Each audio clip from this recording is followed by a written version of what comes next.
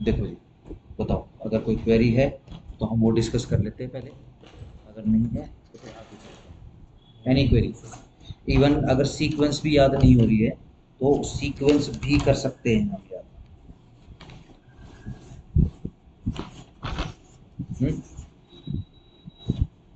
Important important निशान लगवा रहा हूँ ना साथ साथ, शायद मैं स्टार लगा लो, स्टार लगा लो ना। ठीक, सिंपल। चलो आगे आगे।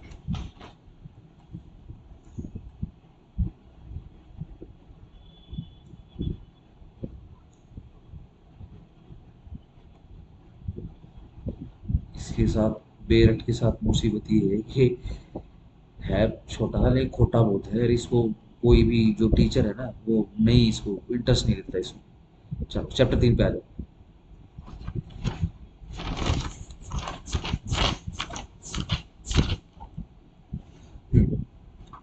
सेक्शन 26 स्टार लगा लो।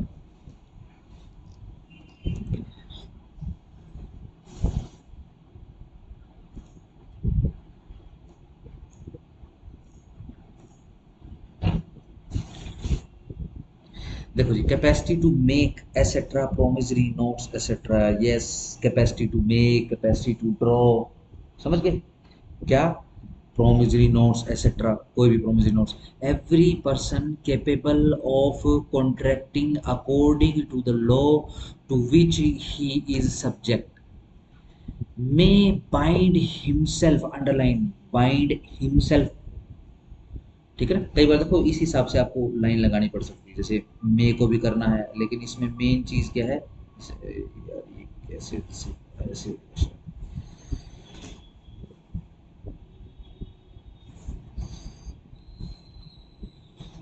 शायद ऐसे चला जाएगा। मे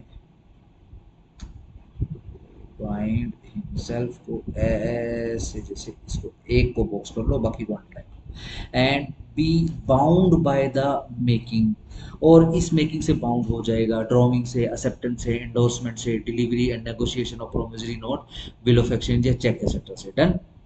लेकिन माइनर के साथ क्या होगा? अच्छा पहले जरा ये बताओ, क्या माइनर प्रोमिसरी नोट बना सकता है?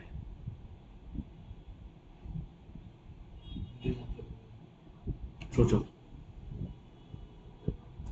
क्या कोई ऐसी सूरत है जिसमें माइनर कोई प्रोमिसरी नोट बना सकता है? प्रोमिसरी नोट यानी नेगोशिएबल इंस्ट्रूमेंट कोई बना सकता है? चेक तो नहीं बना सकता, ठीक है, चेक निकाल दो। Promissory note bill of exchange बना सकता है?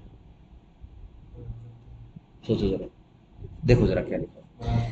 ए माइनर मे ड्रॉ, अंडरलाइन करो, मे ड्रॉ,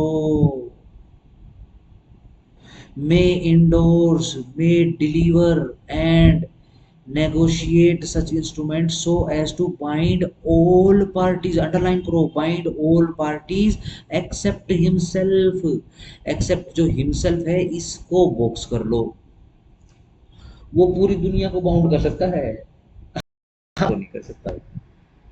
यानी क्या प्रोमिसरी नोट साइन करके दे सकता है, ड्रॉ करके बना के दे सकता है कोई मन? यस वो कर सकता है, लेकिन सामने वाली पार्टी को बाउंड कर देगा, खुद बाउंड नहीं होगा उससे, बना खुद रहा है।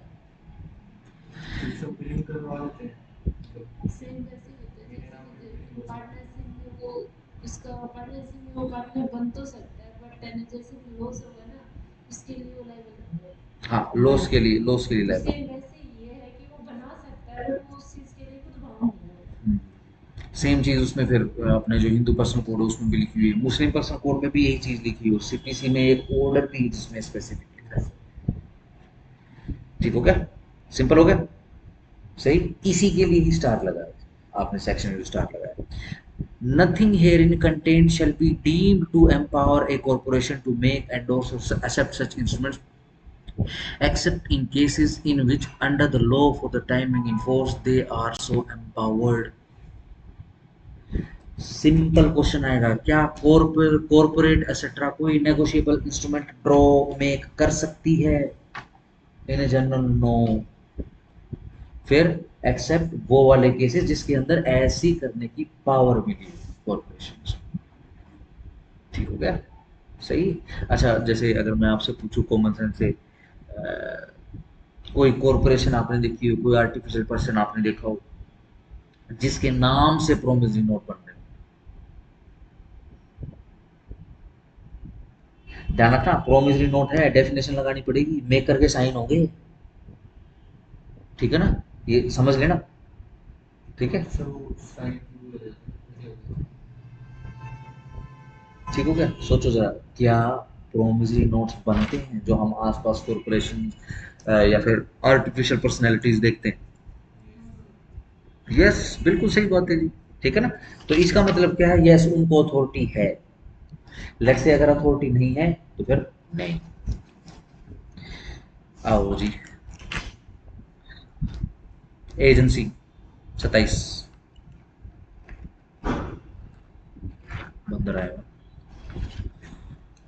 और बंदर कूद रहा है। Every person capable of binding himself or of being bound as mentioned in section 26 may so bind himself or be bound by a duly authorized agent acting in his name। बिल्कुल सही बात है जी, जो खुद बाउंड होने की क्षमता रखता है, ठीक है जी, या फिर किसी दूसरे के काम से बाउंड हो जाता है, ठीक है जी, या फिर वो बाइंड हिमसेल्फ और be bound by a duly authorised agent, या फिर वो कोई एजेंट अगर कोई काम कर दे, ठीक है जी, क्या अगर उससे भी बाउंड हो जाए, सिंपल उसको क्या कहेंगे, एजेंसी कहेंगे। एजेंसी हमने क्लास लगाई थी, हेमंत, लगाई थी, कॉन्ट्रैक्ट लगाया था तुमने, बीच में मिस हो गया था। लास्ट में था ये। जब मैं सोचा था साइन की वो हम्म, चलो देखो जी, एजेंसी नाम सुना होगा, ठीक है ना। एजेंसी के अंदर एक प्रिंसिपल होता है, यस, एक उसका एजेंट होता है। प्रिंसिपल एजेंट को अथॉरिटी देता है, ठीक है ना, और इसी कारण से, क्योंकि प्रिंसिपल ने अथॉरिटी दे दी है, तो एजेंट के द्वारा किए हुए कामों से, कर्म से प्रिंसिपल बाउंड हो जाता है। यानी कोई एजेंसी है, इसके एजेंट ने क्या करा, अपना माल बेचने के लिए किसी तीसरे आदमी के साथ संपर्क किया, ठीक है जी, इसको माल बेच दिया, माल जो है उसकी क्वालिटी खराब निकल आई, तो देखो ये जो बंदा है थर्ड पर्सन, इसको केस करना है, ये एजेंट के खिलाफ तो नहीं करेगा, ये सुनो, ठीक है ना, प्रिंसिपल या कम से कम एजेंसी के खिलाफ करेगा। इसमें विकेरियस लायबिलिटी होती है। हाँ बिल्कुल। बाकी वाइकेरियस करने की, देखो वाइकेरियस लायबिलिटी वहां पर लगाओगे, ये प्रिंसिपल वहां पे लगाओगे जहां पे टोर्शियस लायबिलिटी की बात है। क्योंकि टोर्शियस लायबिलिटी के अंदर क्या है, स्पेसिफिक कॉज ऑफ एक्शन या स्पेसिफिक सिविल रॉन्ग या स्पेसिफिक ऑफेंस की डेफिनेशन होती है। तो फिर क्या करते हैं, वाइकेरियस लायबिलिटी के प्रिंसिपल निकाला, उसके अंदर लायबल करते हैं, ठीक हो गया। जैसे एक आदमी सड़क के ऊपर जा रहा है, उसने क्या करा, टॉफी खाई या फिर छोले भटूरे खाए उसने, या फिर जो कुछ भी बाहर सड़क पे खाया, उसने टिश्यू पेपर लिए इतने सारे, अखबार लिया, ऐसे करके मुंह कर ऐसे रोड के ऊपर फेंक दिया, ठीक हो गया, ये ऑफेंस है, सोचो, लिटरिंग कहते हैं बेसिकली इसको, सोचो ऑफेंस है, सिविल में ऑफेंस नहीं है। कोर्ट में भी पड़ा पता नहीं पहले अच्छा, सिविल रॉन्ग कहाँ है, कौन सा सेक्शन? सेक्शन ही है तो फिर हमने तो सिविल रॉन्ग बोल दिया, ये सर और तो 40 अनमोडिफाइड लो है। टोर्शियस रॉन्ग, ठीक है ना। लेकिन वही बात है, अगर आप किसी चीज को रॉन्ग बोलोगे तो रेमेडी तो डालनी पड़ेगी, इस कारण से वाइकर्स लाइबिलिटी, ठीक है ना, ये जो लाइबिलिटीज, हाँ ये जो रहती हैं ये बेसिकली टोर्ट के हैं। यहाँ पे टोर्ट वाली वाइकर्स लगाने की जरूरत नहीं है, यहाँ तो पेन एक्ट बोल रहा है, कॉन्ट्रैक्ट एक्ट बोल रहा है, ठीक है ना, सही। अगर कहोगे तो फिर टोर्ट भी कराऊंगा। हमारे घर के अंदर न्याय रखो। ठीक है, चलो डन हो गया। अब ये थर्ड पर्सन क्या करेगा, केस कर सकता है ना प्रिंसिपल के खिलाफ, यानी एजेंट के काम से बाउंड हो गया प्रिंसिपल। सिंपल है। चलो आगे आ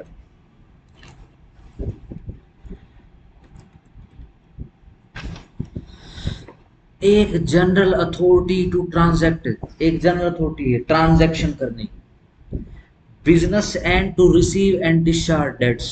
ठीक है जी। क्या बिजनेस में जनरल जो ट्रांजैक्शन है वो करने की, या फिर रिसीव करना है या फिर डिस्चार्ज करना है क्या डेट से। Does not confer upon an agent the power of accepting और endorsing bills of exchange so as to bind his principal.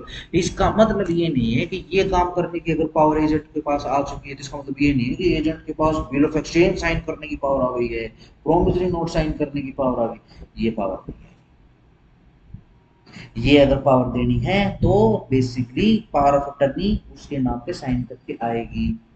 जैसे एक समय पे मैं रिलायंस जियो में काम करता था। ठीक है जी। हमारा क्या काम होता था, जो भी एडमिनिस्ट्रेशन का काम है फील्ड का, ठीक है ना, लॉ से रेगुलेशन से जुड़ा हुआ, एक तो वो काम करना, दूसरा जो जितनी भी लिटिगेशन है, चाहे वो डिस्ट्रिक्ट कोर्ट की लिटिगेशन है, हाई कोर्ट की लिटिगेशन है, डीआरटी डीआरटी, ठीक है जी, कंज्यूमर कोर्ट, और भाई जो कुछ भी मामला चल रहा है धंधे से जुड़ा हुआ, वो सारे के सारे थे। सही।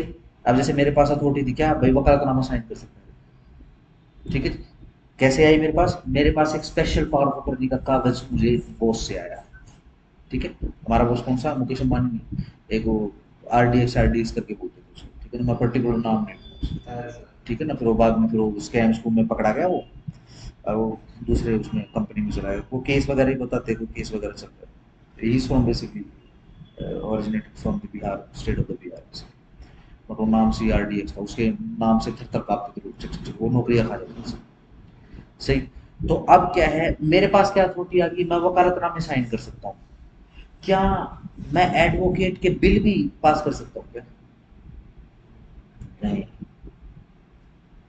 अब जो एडवोकेट केस लड़ रहे होते थे, जिनको हम बेसिकली, क्योंकि मेरे को बेसिकली लिटिगेशन दिया हुआ था, स्टेट ऑफ पंजाब का लिटिगेशन था मेरे पास, हिमाचल प्रदेश का लिटिगेशन था, हरियाणा का लिटिगेशन था, और दिल्ली एनसीआर का लिटिगेशन था। ये बेसिकली 4 स्टेट में होती है। ठीक है। तो मेरी क्या ड्यूटी थी भाई, कोई भी केस आएगा, ठीक है ना, किस समय की बात कर रहा हूँ, जब रिलायंस जियो उसमें प्रोजेक्ट फेज में थी, जब ये टावर वगैरह लग रहे थे। ठीक है ना, एक बार वो नहीं होता है, अगर तुमको याद हो रिलायंस जियो में कि भाई ठीक है यूज करो, अपना नंबर लो रिलायंस जियो का और फ्री इंटरनेट, लगभग 6-8 महीने वो फ्री चला था लोगों को। उससे पहले की बात। ठीक है। सही। तो अथॉरिटी आ गई, इसका मतलब ये नहीं है कि भाई साहब बिल ऑफ एक्सचेंज साइन करने की अथॉरिटी आ गई है, या फिर काम बिल एंडोर्स करने की आ गई है। ठीक है जी, एक्सेप्ट करने की, एंडोर्स करने की पावर आ गई है। ठीक है जी, सो as to bind his principal, जिसके कारण से बाइंड हो जाए प्रिंसिपल ना, ये पावर नहीं है ये। ठीक है ना, दो प्रकार की पावर अटर्नी होती है। ठीक है ना, एक तो simple power of attorney POA, एक special SPOA, special power of attorney. ठीक है जी, अगर स्पेशल राइट्स देने हैं किसी एजेंट को, स्पेशल प्रिविलेजेस उसको देने हैं, तो स्पेशल पावर ऑफ अटर्नी बनवा के, ठीक है जी, और उसको दी जाएगी। फिर वो रोज उसको पढ़ेगा, भाई मैं ये साइन कर सकता हूँ या मैं ये साइन नहीं कर सकता हूँ। ठीक है जी, उसमें देख देख के वो पता लगा। An authority to draw bills of exchange does not of itself import an authority to endorse। yes, बिल्कुल सही बात है जी। बिल ऑफ एक्सचेंज ड्रॉ कर सकते हो आप, इसका मतलब ये नहीं है कि आप इंडोर्स भी कर सकते हो। बिल्कुल ठीक बात है। 28 देखना है देख लो, नहीं देखना तो कोई टेंशन नहीं है, सिंपल 28 पढ़ लेते हैं। Liability of agent signing.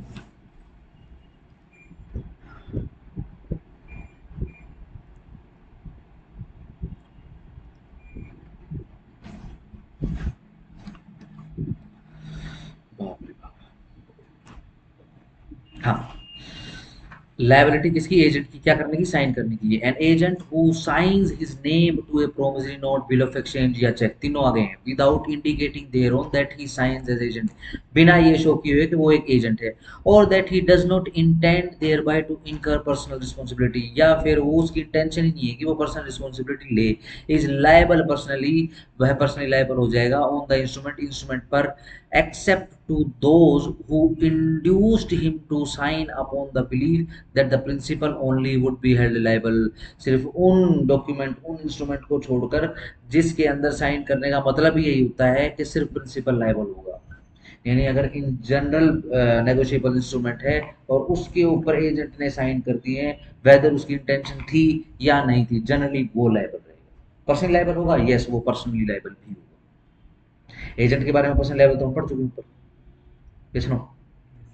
Agent personal liable होता है, ये बिल्कुल होता है, क्यों नहीं होता? हाँ, अगर वो एजेंट माइनर हो जाएगा तो फिर लायबल नहीं होगा। क्या एजेंट माइनर हो सकता है? हो सकता है। कैसे? तो मतलब काम तो करना ही है बंदे के लिए उसको, मतलब as such। ये देख लेना, ठीक है ना? बाकी फॉर वाइल ठीक है। क्या एक माइनर हो सकता है एजेंट? Yes he can. क्या बिना कंसिडरेशन के माइनर हुआ? बिना कंसिडरेशन के कोई एजेंट हो सकता है कि उसको सैलरी नहीं आ रही, एजेंसी में काम तो कर रहा है लेकिन सैलरी नहीं आ रही, क्या एजेंट हो सकता है? यस हो सकता है, ठीक है जी।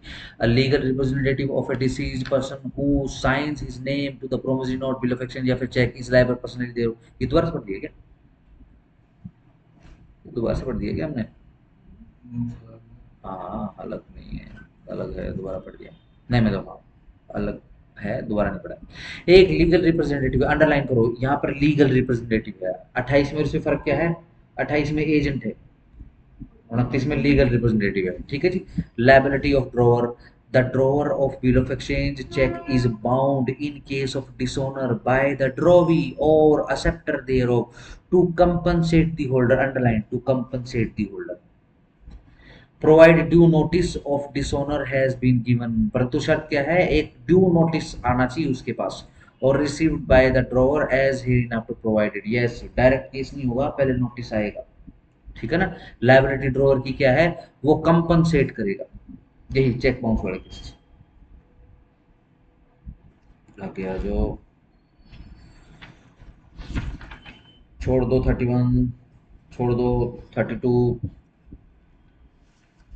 33 छोड़ दो, 35 पे आ जाओ। Liability of इंडोर्सर। इंडोर्सर क्या होता है? कौन होता है इंडोर्सर? जो साइन करे। ठीक है। चेक, जब चेक होता है, चेक बनता है, उसमें इंडोर्सर कौन है? या उसमें इंडोर्सर नहीं होता? बेरट है, बेरट के साथ ले सकते हो, कोई बात नहीं। तो एंडोर्सर हो सकता है अगर आप चेक बना रहे हो तो। यस सर, कैसे? जो साइन करेगा। एंडोर्सर, एंडोर्सर का मतलब साइन करना नहीं होता। सर कई बार है ना, बैंक में भी तो साइन करवाते ना चेक के। नहीं, जो देखो अगेन अगेन सुनो, साइन करना एंडोर्समेंट नहीं होती। सिंपल साइन करना है नॉट एंडोर्समेंट। जो होल्डर हम्म मेकर या होल्डर होगा, हम्म। जो साइन मेकर होल्डर अलग अलग होता है, ध्यान रखना। मतलब सर फिर वो डिपेंड करेगा ना क्या चीज़ है। नहीं नहीं नहीं, सिंपल क्वेश्चन है। सर ये चेक के विषय में सवाल बहुत सिंपल है। चेक है, सिर्फ चेक की बात कर रहा हूँ, क्या उसमें एंडोर्सर हो सकता है? हो सकता है सर। कौन होगा? होल्डर। नहीं, जो चेक जो दे रहा मेकर, है। ड्रॉवर, हाँ। ड्रॉवर की बात कर रहे हो। अब अगेन साइन करना एंडोर्समेंट नहीं है, ध्यान रखना। साइन करना इज नॉट द एंडोर्समेंट। आपको you have to write down a statement, वो छोटी भी हो सकती है, बड़ी भी हो सकती है,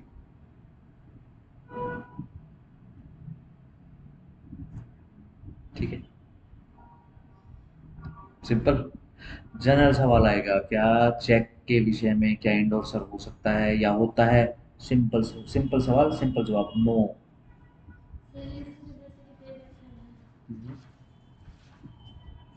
नेगोशिएबल इंस्ट्रूमेंट, हम्म ये सही नेगोशिएबल इंस्ट्रूमेंट कौन सा है। सेक्शन है? ये सेक्शन पर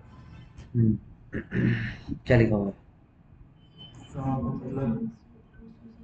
स्पेसिफिक वो नहीं करेगा ना, नेगोशिएबल इंस्ट्रूमेंट। हाँ तो इसलिए मेरे से इसलिए रजिस्टर हमने में चेक अप्लाई करा तीनों इस पे। ही आते हैं। हाँ, बेकर और होल्डर भी तो लिखा हुआ है, ड्रॉवर लिखना चाहिए था। मतलब होल्डर ऑफ द चेक तो हो सकता है। हाँ हो सकता है, बिल्कुल हो सकता है, बिल्कुल हो सकता है। तो उस केस में एंडोर्समेंट में होगा। तो जरूरी है वो एंडोर्समेंट उसे कराएंगे? बिल्कुल भी जरूरी नहीं है।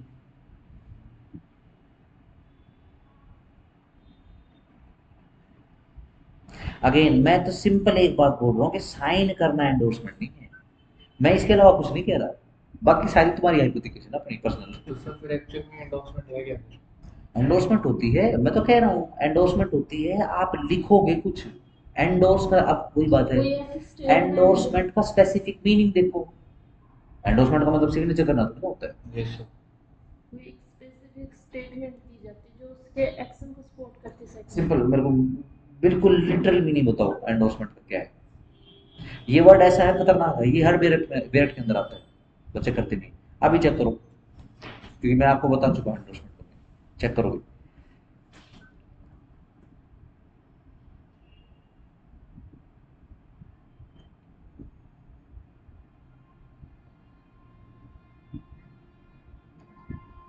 एक्ट और process of compelling observance for complying. 33 पढ़ो, क्या लिखा है, act of compelling. Sir dictionary check करोगे पहले, डिक्शनरी कौन सी है, ठीक है ना। उसमें लल्लू पंजू में नहीं चेक करना, ऑक्सफोर्ड वेबस्टर हो, कैम्ब्रिज हो तो ठीक है, विकिपीडिया की मत बताना।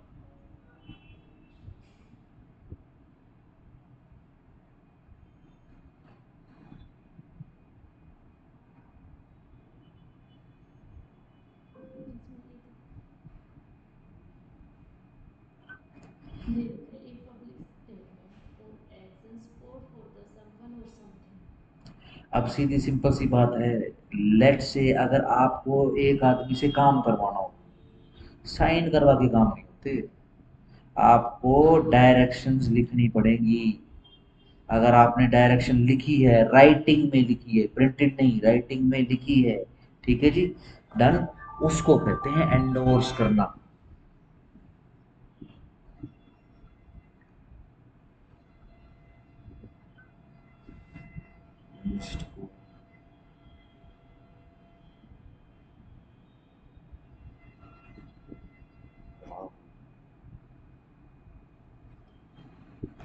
सर सर जैसे हम किसी आदमी से काम करवा रहे हैं, हम्म, काइंड ऑफ कॉन्ट्रैक्ट किया हमने, मतलब अग्रीमेंट बनवा लिया, हम्म, तो उस पर उसने साइन की तो वो भी तो एंडोर्समेंट हुआ। सर सही बात है। हो सकता है राइटिंग में कुछ लिखा फिर हो उसने फिर साइन एग्रीमेंट किया। किसको कहेंगे, अगर उसको एंडोर्समेंट कहेंगे तो एग्रीमेंट क्या होता है? एग्रीमेंट की तो डेफिनेशन है, एंडोर्समेंट की डेफिनेशन नहीं है। सर मतलब एंडोर्स करना तो एक पार्ट हो सकता है ना उसका, कि उसने एंडोर्स कर दिया, कुछ लिख दिया उसने। नहीं, पार्ट भी नहीं होता, जरूरी नहीं है हर चीज एंडोर्स करो, चेक एंडोर्स करने की जरूरत ही नहीं है, चेक एंडोर्स होगा, सब कुछ लिखा हुआ, सारी रिक्वायरमेंट है।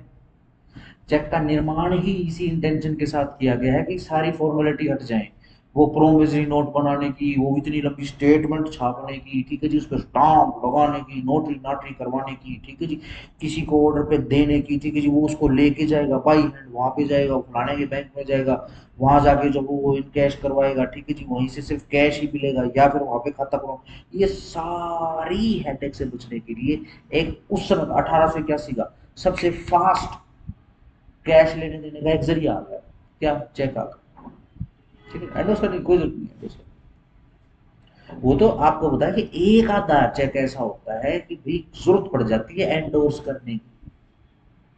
जैसे मैंने आपको एग्जांपल दिया था कि भाई जिसके नाम पे चेक है या जिसका अकाउंट है, वो बंदा स्वयं नहीं आया, उसने अपने बच्चे को भेज दिया,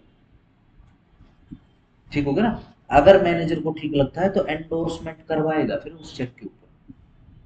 लेट्स से जिसके खाते की बात हो रही है, जिसके खाते में जाना, अगर वही बंदा आया हुआ है तो क्या एंडोर्स करवाओगे?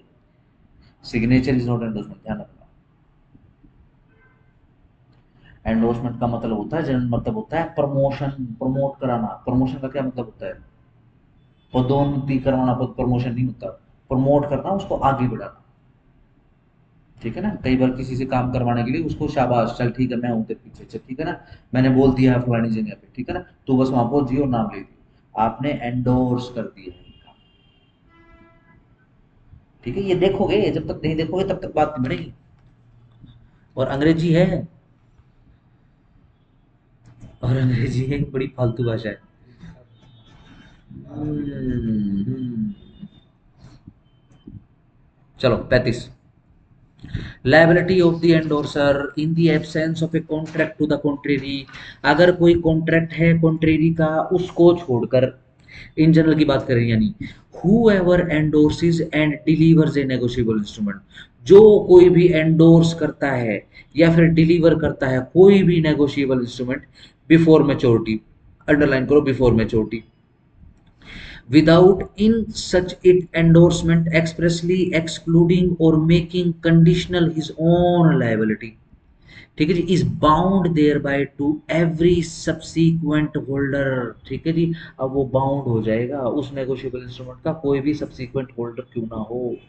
भाई मैंने उस चेक पे लिख दिया अगर एंडोर्समेंट की जरूरत है, या फिर प्रोमिसरी नोट के ऊपर लिख दिया है, अब वो लिखने के बाद चाहे किसी के पास है, ठीक है ना, पहले भाई छोटू के पास चला गया, ठीक है ना, भाई छोटू ने क्या करा, भाई अब मैं तो होल्डर नहीं हूँ, मेरे को तो काम है, ठीक है ना, छोटू ने क्या करा, दूसरे बंदे को दे दिया, ठीक है जी, अब ये होल्डर हो गया। अब होल्डर जो है वो लेके गया, मैंने जो एंडोर्स किया है ना उसके ऊपर मैं तो एज इट इज बाउंड हूँ, चाहे ये हो चाहिए।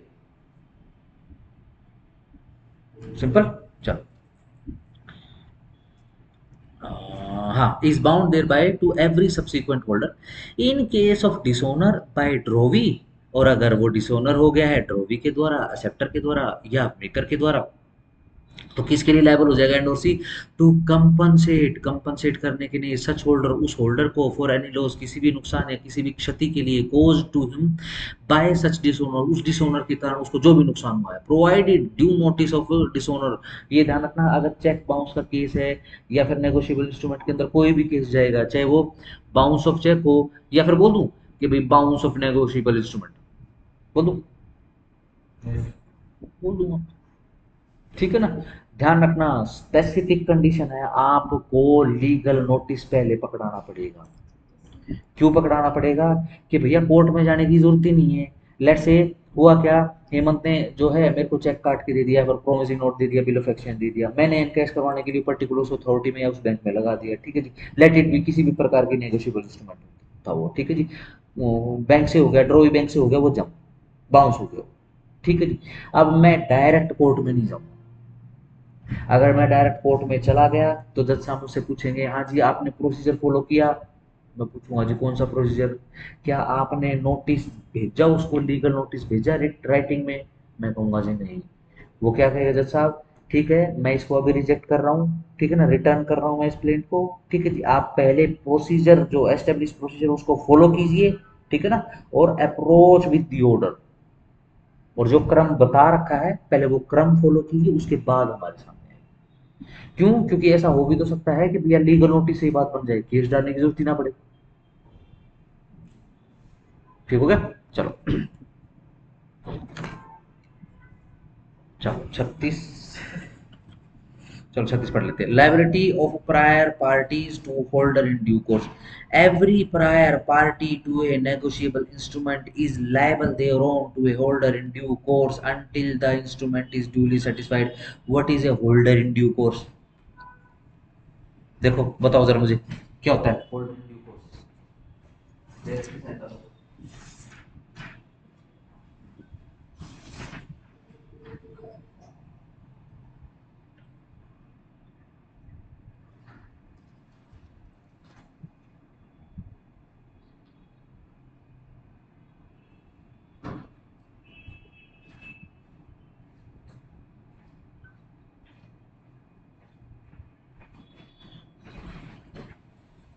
मिला holder in due course? Yes sir.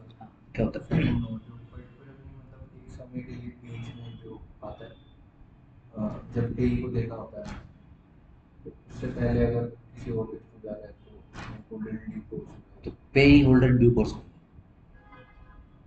पे वुडन ड्यू कोर्स कैसे बता रहे हो, मुझसे पूछ रहे हो। मैं पूछ रहा हूँ what is a holder in due course.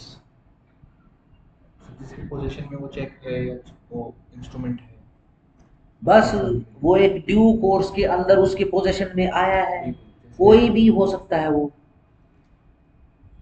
Bank manager भी हो सकता हम्म,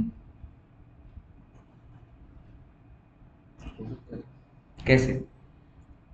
सर अब जैसे बैंक में गए हम्म, हमने वो चेक लगाया हम्म, तो अभी उस टाइम के लिए तो उसके पास ही है ना जब क्या कहते हैं दूसरे बैंक में वो भेजेगा चेक हमने कल एक सिचुएशन करी थी कि पहले वो तो उसका काम है ना, वो तो होल्डर थोड़ी ना है, वो तो उसका काम है। अब कलर को यदि चेक आपका इन कैश करवाना तो उसको तो हाथ लगाना पड़ेगा, वो होल्डर थोड़ी ना है। No, he is not an holder, वो होल्डर इन ड्यू कोर्स नहीं। डेफिनेशन पढ़ना, सारी की सारी डेफिनेशन है और अगेन अप्लाई करो उसको, नोट्स नहीं बन रहे हैं फिर। ठीक है ना, और ध्यान रखना इन्हीं में फंस जाओगे और बेरट उल्टा हो जाएगा ये। चलो, every prior party to a negotiable instrument, कोई भी पहले वाली पार्टी किसी भी नेगोशिएबल इंस्ट्रूमेंट की, वह लायबल है thereon to a holder, किसके? होल्डर के लिए। इन ड्यू कोर्स जो बना है, until the instrument is duly satisfied, जब तक यह इंस्ट्रूमेंट ड्यूली सेटिस्फाइड ना हो जाए, ये एनकैश होना है तो एनकैश ना हो जाए, ठीक है, जिसका जो कुछ भी होना है इसका हो ना जाए, तब तक वो लायबल रहेगा। कौन? कैसी वाली पार्टी है? प्रायर पार्टी है, पहले वाली पार्टी है, करंट पार्टी भी नहीं है वो।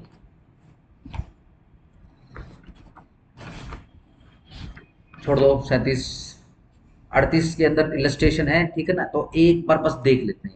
38, prior party a principal in respect of each subsequent party as between the parties so liable as sureties। ठीक है जी, बिटवीन द पार्टीज हैं, कौन सी पार्टीज हैं? जो श्योरिटी के जैसे लायबल है। ईच प्रायर पार्टी, तो हर प्रायर पार्टी, हर पहली party is in the absence of a contract to the contrary, अगर कोई कॉन्ट्रैक्ट टू कॉन्ट्रेरी नहीं है, यानी in general, also liable, underline कर लो, also liable their own as a principal debtor, underline और box करो। कैसे liable होगा? principal debtor के जैसे liable होगा इन respect of each subsequent party, ठीक है जी, चाहे इसके बाद में कितनी ही सब्सिक्वेंट पार्टीज क्यों ना बन जाए। ठीक है, आओ जरा इलस्ट्रेशन पढ़ते हैं, अगर इलस्ट्रेशन में नहीं समझ में आएगा फिर मैं अपने व्हाइट बोर्ड की तरफ चलूंगा। देखो, एक ए जो है ड्रॉ करता है एक बिल जो कि पेबल है टू हिज ओन ऑर्डर, उसके खुद के ऑर्डर पर, किस पर? ऑन बी, बी के लिए या बी पर। हु एक्सेप्ट, जो उसको एक्सेप्ट कर लेता है, बी ने एक्सेप्ट भी कर लिया, एक्सेप्टर भी बन गया वो। ए उसके बाद एंडोर्स कर देता है उस बिल को, साइन तो पहले ही करे हुए हैं, यानी कुछ एडिशनल एंडोर्समेंट करी है उसने। Bill to C, C to D and D to E. Endorse करता है क्या? सी का भी नाम आ गया है, सी से डी का भी नाम आ गया है और डी से ई का भी नाम आ गया है। एज बिटवीन ई एंड ए, तो अब किसके बिटवीन बात हो रही है? ई एंड बी, सॉरी ए तो गलत बोलती है, ई की और बी की बात हो रही है। ये जो बी है आपका, यह प्रिंसिपल डेटर है, यह यही असली जिम्मेदार है, यही प्रिंसिपल डेटर है। And A C and D, और ये जो ए सी एंड डी है ना, आर हिज श्योरिटीज, ये तो उसकी श्योरिटीज है। एज बिटवीन ई ए, ठीक है ना, और ए, ई और ए के बीच में ए जो है वो प्रिंसिपल डेटर है और सी और डी जो है वो उसकी श्योरिटीज है। और between E and C, C is the principal debtor और डी इज द श्योरिटी। ये देखो, ये एक पर्टिकुलर कॉन्ट्रैक्ट की बात कर रहा है या एक पर्टिकुलर एग्रीमेंट की बात हो रही है, ठीक है ना, ट्राई पार्टी एग्रीमेंट की बात हो रही है इसके अंदर। एक बार समझ लेते हो ट्राई पार्टी एग्रीमेंट कौन सा होता है।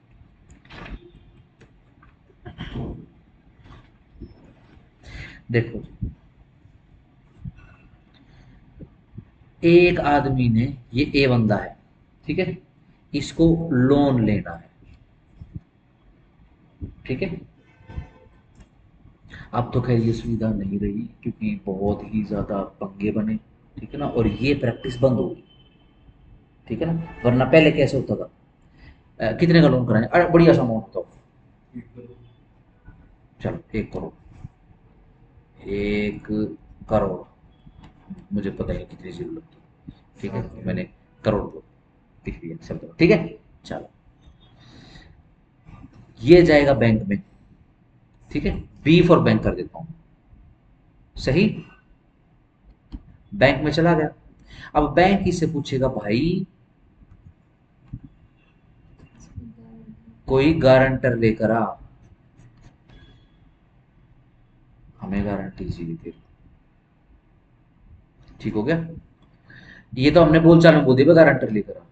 हम ये जो ट्राई पार्टी एग्रीमेंट होते हैं या फिर इस प्रकार के जो एग्रीमेंट हैं, इसकी लैंग्वेज में अगर मैं बोलूं तो बैंक क्या बोलेगा भाई, who is your surety, who is your mister S, S for surety,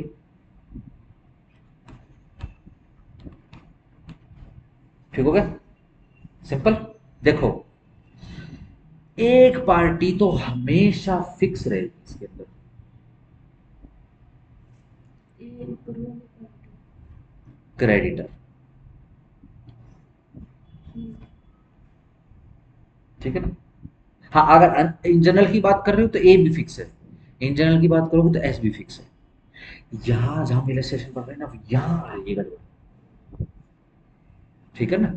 पहले एक बार ये समझते हैं फिर इसके ऊपर इसके बाद इलस्ट्रेशन पे आएंगे, ठीक है ना। देखो लोन किसका, ए का, ठीक है जी, गारंटर कौन, एस, और उधार देने वाला कौन, बैंक, ठीक है ना। ये देखो ये तो हो गया अपना क्रेडिटर, बैंक, ये हो गया आपका प्रिंसिपल डेटर,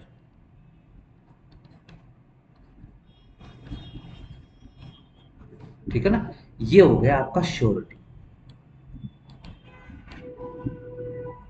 ठीक है ना। श्योरिटी किस लिए, यानी अगर बी को पैसा देने में यदि ए आनाकानी करता है तो guarantee B, guarantee basically S ने दे रखी है क्या, कि देखो जी बैंक वालों अगर ए नहीं देगा तो आई विल पे,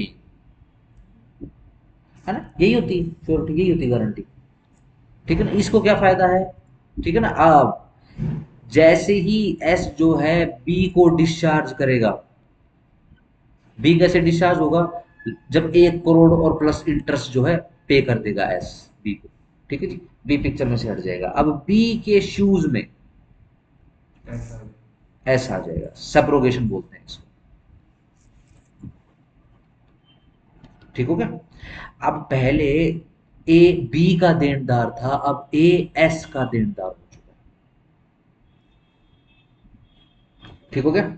देखो इसके अंदर आ रहा है प्रिंसिपल डेटर, समझ गए प्रिंसिपल डेटर कौन, सही।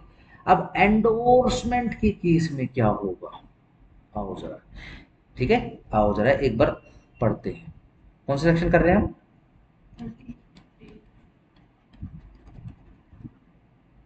कौन सा एक्ट है ये,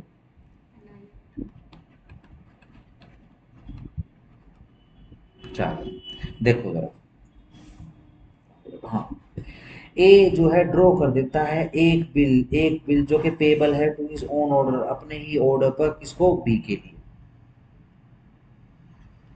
ए कौन है, ड्रॉवर है, मैं नीचे लिख रहा हूं, ठीक है। बिल ऑफ एक्सचेंज लिखा है तो चेक भी हो सकता है,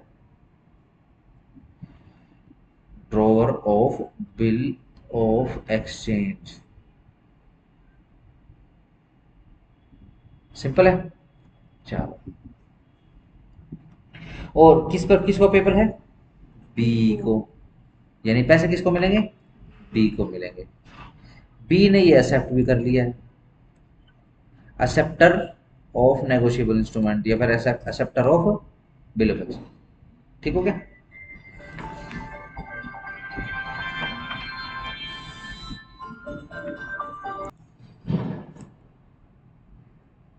चलो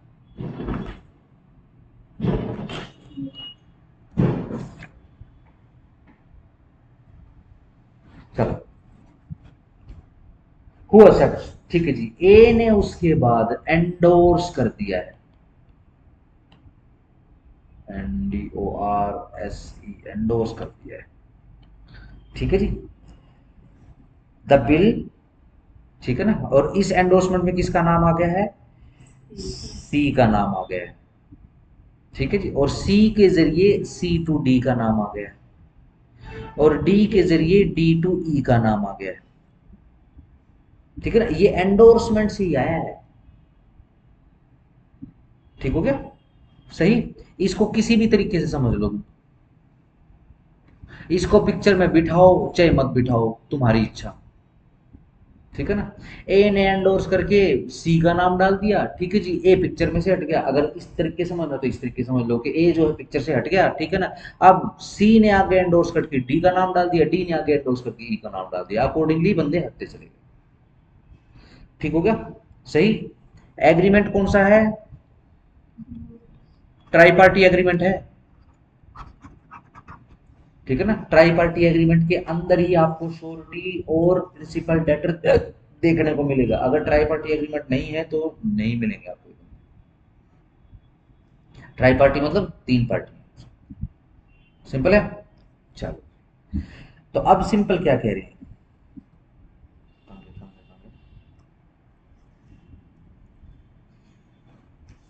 अब बेसिकली आओ जरा 38 की लैंग्वेज पढ़ते हैं पर,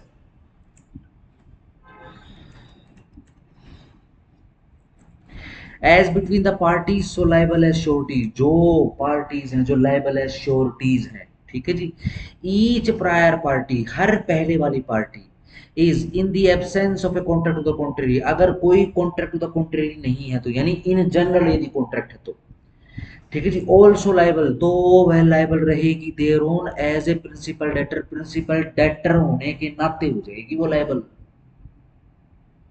ठीक है जी, in respect of each subsequent party, subsequent यानी बाद में कितनी ही पार्टियां शामिल क्यों ना हो जाएं, यानी जो प्रायर जो श्योरिटीज हैं,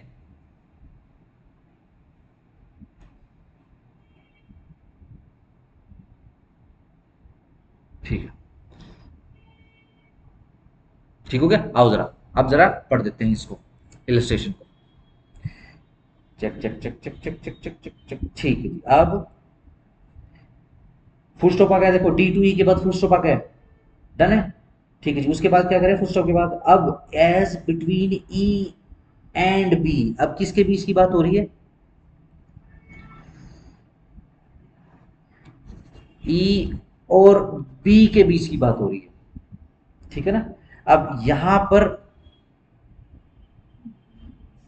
प्रिंसिपल डेटर कौन होगा, PD लिख दूं, प्रिंसिपल डेटर होगा B, प्रायर पार्टी कौन सी है, E प्रायर पार्टी है या B प्रायर पार्टी है, B है प्रायर पार्टी, अगर लैंग्वेज भी अप्लाई करो तो भी डायरेक्ट है, वैसे इस सेक्शन से क्वेश्चन नहीं आता है, लेकिन ना बस यूं है कि भाई इलस्ट्रेशन आया तो अपने मन का बहम है, ठीक है ना, भाई इलस्ट्रेशन वाला सेक्शन छोड़ दिया, बहम ना रहे, ठीक है ना, तो हम पढ़ रहे हैं बस इसको, चलो, बहुत बिल्कुल बराबर का हिसाब किताब है, and B is the principal debtor and A, और यस, बी से पहले कौन है प्रिंसिपल डेटर, ए है, तो अब देखो बी भी बन गया और ए भी बन गया, ठीक हो गया, कौन है ये, कौन बन गए, कौन बन गया, क्या बन गए, प्रिंसिपल डेटर बन गया, ठीक है जी, आगे आ जाओ, एंड ए सी, क्या आ गया, हाँ, ठीक है जी, सी एंड डी की बात हो रही है, आर ही श्योरिटीज, ठीक है जी, तो उसकी श्योरिटीज वो है, ठीक है जी, तो प्रिंसिपल लेटर ए है तो श्योरिटीज सी एंड डी है, चलो जी, इसकी age between E and A, और अगर ई और ए की बात करेंगे, ठीक है जी, तो ए जो है अगेन प्रायर पार्टी तो ए ही है, ये पीडी रहेगा, अब पीडी रहेगा तो श्योरिटी भी तो आएंगी, तो श्योरिटी कौन रहेंगी, सी एंड डी आर श्योरिटी, सी और डी इसकी श्योरिटी रहेंगी,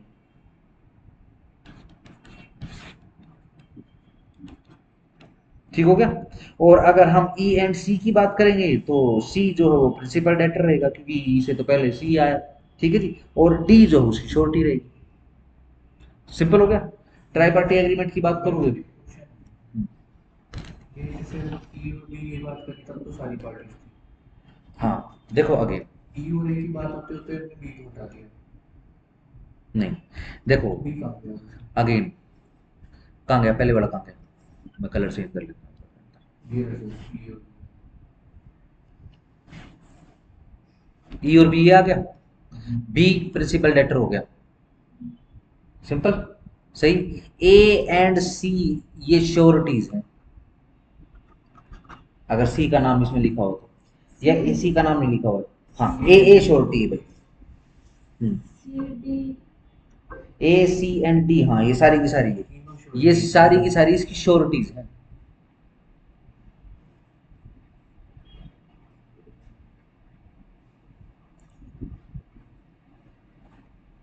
कौन कौन सी श्योरिटी बन गई, ए श्योरिटी बन गई,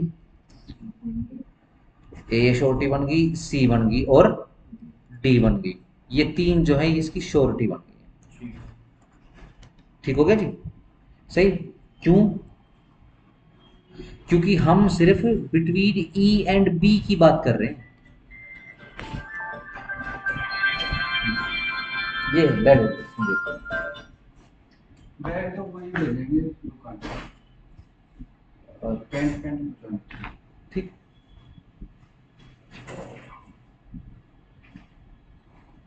चलो देखो क्यों, क्योंकि हम ई और बी की बात कर रहे हैं, ई और बी के बीच में कौन कौन आ गया, सी सी भी आ गया, डी भी आ गया, बी और डन, सिंपल। ई और बी की बात करेंगे तो ई और बी में से प्रायर कौन सा है, प्रायर जो है वो बन गया, नीचे बैठेंगे। ठीक है ना, जो बीच के हैं, अगेन तीन पार्टी हैं भैया इस में, तुम इस बात को समझो चाहे मत समझो, इसमें तीन पार्टी हैं, प्रिंसिपल डेटर बता रहे हो तो आपको श्योरिटी भी बताना पड़ेगा, क्योंकि एंडोर्समेंट का मामला आ गया। ए बेसिकली बिल्कुल प्रायर पार्टी जिसने एंडोर्स किया है, यानी वो अगर क्यों ए बी से मामला शुरू हुआ है, बी भी आ चुका है इसके अंदर, यानी a being a prior party वो भी इसके अंदर शामिल होगा। तो सर अब इसी को ए टू बी करें, ए टू बी का मामला दर्ज होगा तो फिर सी वो करने की जरूरत ही नहीं है, वो तो बन जाएंगे। नहीं, कैसे करोगे आप कैसे ये कैसे करोगे, ये तो सीधा बिल जो है बी के नाम पे ड्रॉन कर रखा है, तो सीधी सिंपल सी बात है, ड्रॉवर ए है, ठीक है जी, बी एक्सेप्टर है, इसी इलस्ट्रेशन के हिसाब से नहीं कर सकते आप। तो वैसे अगर जनरल देखें तो उस केस के अंदर ए और बी के केस के अंदर फिर वही बात है, तो फिर ए बी अदरवाइज कौन है, ए बी कैसे आए हैं, पूरी पिक्चर चेंज करोगे फिर आप, ऐसे नहीं हिसाब से नहीं, आपके हिसाब से नहीं, पूरी चेंज होगी। क्यों, क्योंकि देखो आप सीधी सिंपल सी बात क्या है, ए और बी थे पिक्चर में, ठीक है जी, ए से फिर सी आया, फिर डी आया, फिर ई आया, ठीक है। अगर सिंपल पूछोगे तो सी आया, ठीक है जी, सी से डी आया, डी से ई आया, ये एंडोर्समेंट चल रही है।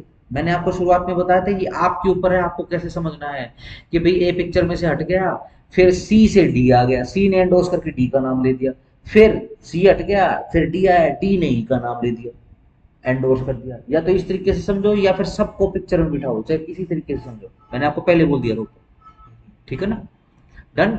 ए और बी का तो बेटा जी फिक्स है, इसको आप कैसे दूसरा रोल कैसे दे दोगे, ए और बी के बीच की बात है तो सीधा सिंपल है, डेटर तो यही है जो पे कर रहा है, ए है, इसमें प्रायर रूल्स की बात नहीं है, ठीक है ना, क्योंकि एंडोर्समेंट का केस आया है, ठीक है ना। तो अब क्या है, पहले किसकी बात हो रही है, ई और सी की बात हो रही है, ई और सी में से प्रायर कौन सा है, ये प्रिंसिपल डेटर हो गया, ठीक है जी। ई और सी के अलावा कौन कौन बच गए, ई और बी की बात कर रहे हैं ना पहले तो हम, चलो बी कर लेते पहले, चलो इसी को निपटा लेते हैं।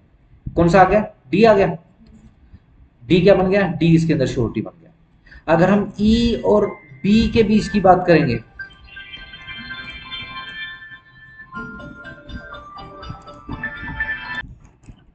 ठीक है जी, अगर ई और बी की बात करेंगे तो प्रायर पार्टी कौन सी है,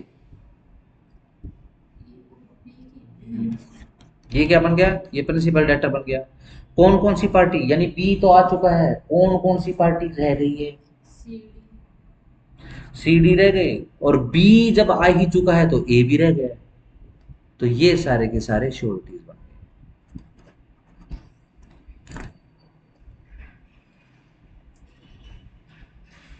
ठीक हो गया। सी तो ये रहा, ई और सी के बीच की बात है।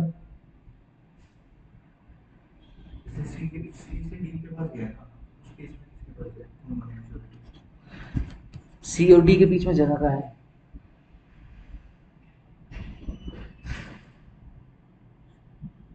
बिटवीन की बात कर रहे हैं बेटा जी। अगेन तीन पार्टी बनानी पड़ेगी, ट्रिपली यानी ट्राई पार्टी एग्रीमेंट है, तीन तो बनाने पड़ेंगे आपको। अगर तीन नहीं बनाओगे तो ये हम इस सेक्शन की बात नहीं कर रहे, हम फिर नॉर्मल की बात कर रहे हैं। स्पेसिफिक, ये ट्राई पार्टी एग्रीमेंट के ही विषय वस्तु है, वरना इसका कोई यूज नहीं है। 39 shortship, when the holder of an accepted bill of exchange enters into any contract with the acceptor which under section 134 और 135 of Indian Contract Act, बिल्कुल सही बात है जी, would discharge, ये एजेंसी और श्योरिटी शार्टी ट्राई पार्टी एग्रीमेंट ये सब उधर कॉन्ट्रैक्ट का जो दूसरा हिस्सा है जो हम पढ़ते हैं वहां की बात कर रहे हैं, सारा का सारा मामला। ठीक है ना, चलो आगे आगे, इसको देखना है देख लो, वरना कोई खास नहीं है। ठीक है, 40 पे आ गए। Discharge of endorsers liability, yes, क्या एंडोर्सर लायबल होता है? यस। क्या ट्रिपल के जो ट्राई पार्टी एग्रीमेंट होते हैं क्या उसके अंदर एंडोर्सर लायबल होता है? यस होता है। तो डिस्चार्ज कब होगा? सेक्शन 40 आपको बता रहा है। जब होल्डर किसका, नेगोशिएबल इंस्ट्रूमेंट का, without the consent of the endorser, बिना इंडोर्सर के कंसेंट के डिस्ट्रॉय कर देता है, इंपेयर कर देता है endorsers, endorser's remedy against prior party के अगेंस्ट में, the endorser is discharge from liability, endorser जो है वो डिस्चार्ज हो जाएगा लायबिलिटी से to the holder to same extent, उस एक्सटेंट तक एज इफ, जैसे कि instrument had been paid at maturity. ठीक है जी, जैसे वो इंस्ट्रूमेंट मैच्योरिटी के समय पेड हो जाए और वो डिस्चार्ज हो जाए। इलस्ट्रेशन देख लो, ए क्या, ए कौन है? ए है जी holder of bill of exchange made payable to the order of B. ठीक है जी, ऊपर वाले आ रहा है सीधा simple, which contains the following endorsement in blank, first endorsement B, second endorsement Peter Williams, third endorsement Wright and Company, fourth endorsement John Rosario. This bill A puts in suit against John Rosario, ए जो है suit डाल देता है John Rosario के against में, and strikes out, और strikes out कर देता है विदाउट जॉन रोजारियो की कंसेंट के। ठीक है जी, अब जो एंडोर्समेंट है बाय पीटर विलियम्स, ये जो पीटर विलियम की जो एंडोर्समेंट है और राइट एंड कंपनी की जो एंडोर्समेंट है, ठीक है जी, इसको क्या कर देता है कंपनी, हाँ, A is not entitled to recover anything from John Rosario. ठीक है जी, तो अब ए जो है वो एंटाइटल नहीं है कि को कुछ भी जोन रोजारियो से रिकवर करे। बीच के जितने भी थे आपने इंडोर्समेंट वाले या इंडोर्सर जितने भी थे आपने सारे के सारे हटा दिए। ठीक है ना, और आप क्या कर रहे हो, बिल्कुल सबसीक्वेंट जो अपना है एंडोर्समेंट वाला है, फोर्थ एंडोर्समेंट, इससे मांग रहे हो। ठीक हो गया, सिंपल। ये डिस्चार्ज हो गया है, कौन? John Rosario. क्यों? क्योंकि आपने इससे पहले ये सारे के सारे बी और पीटर और राइट कंपनी, ठीक है जी, ये सारे के सारे आपने अपनी समझ में अपनी इच्छा से डिस्चार्ज कर दिए। ठीक है, ये भी इसके सारे डिस्चार्ज हो चुके।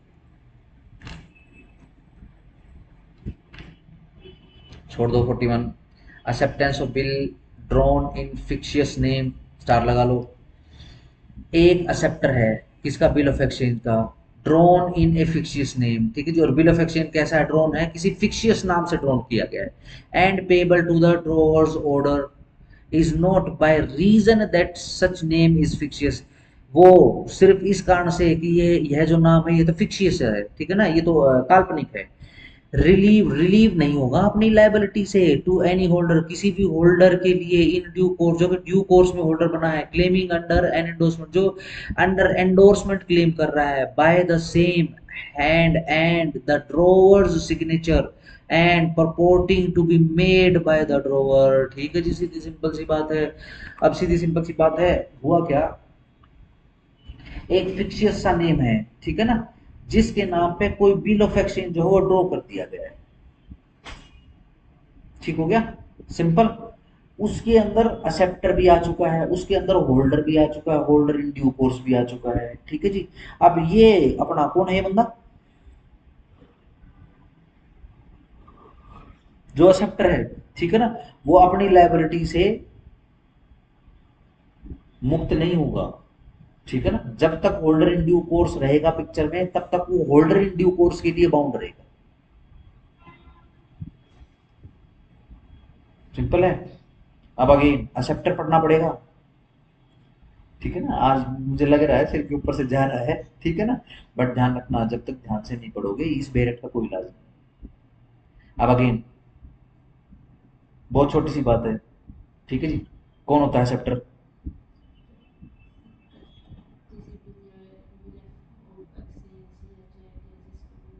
एक्सेप्टर क्या काम करेगा, लेट्स से एक्सेप्ट कर लिया, आप ड्रॉवर हो मैं एक्सेप्टर हूं, मैं क्या काम, कंडीशन फॉलो। चलो मैं और सिंपल करके पूछता हूँ, क्या एक्सेप्टर एंडोर्समेंट कर सकता है, यहाँ सवाल तक गया, जो तुम्हारे माइंड में अभी सवाल चल रहा है ना, ये वो सवाल है, अभी थोड़ी देर पहले डिस्कस हुआ है, नहीं सर, मतलब नहीं कर सकता। क्यों नहीं कर सकता, वो तो एक्सेप्टर तो साइन करेगा। अगर फिर उससे मेकर क्या करेगा, हम्म। एक्सेप्टर साइन करेगा तो मेकर क्या करेगा भाई, ये बैठ के तसल्ली से निपटाना पड़ेगा, इसका कोई इलाज नहीं है, ठीक है, सिंपल, नहीं है इसका कोई इलाज, कंफ्यूज हो जाते हैं इसलिए। ये है गुड़िया, ऐसा ही है, ये ऐसा है बच्चों, ठीक है ना, सवाल समझे, ये सवाल है तुम्हारे माइंड में, पर टेक्निकलिटी ऐसी तुमको सवाल नहीं है। ठीक है ना, इसी कारण से मैंने तुमको बताया था कि जब तुम नोट्स बनाओगे तो विजुअलाइज करना, ठीक है ना, सारे बिल्कुल इतने इजी एक्ट नहीं होंगे, जो 15 जो कोर बेरेट कराऊंगा मैं तुमको, ठीक है ना, वो सारे के सारे इतने इजी नहीं है कि बस तुम्हारे मुंह में डाला, ठीक है ना, और एक्लेयर्स के जैसे तुमको बड़ा मजा आ गया, तुमको सब समझ में आ गया, चॉकलेट किधर है, कैरेमल किधर है, ठीक है ना, और दूध किधर है, मलाई किधर, सब समझ में आ गया।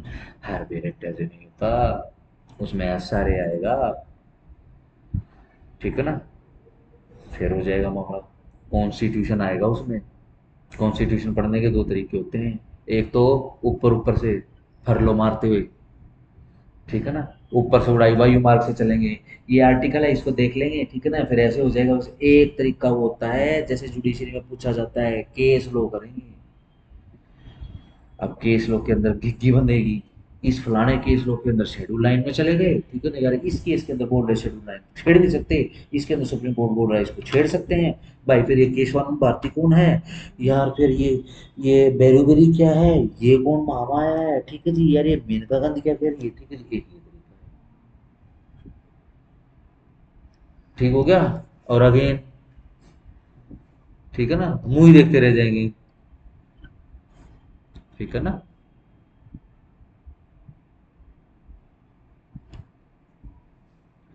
सही, मैं छोड़ रहा हूँ तुम्हारे लिए इसको, सिर्फ 42 है, हेडिंग से कर लेना और लैंग्वेज से कर लेना इसको, ठीक है।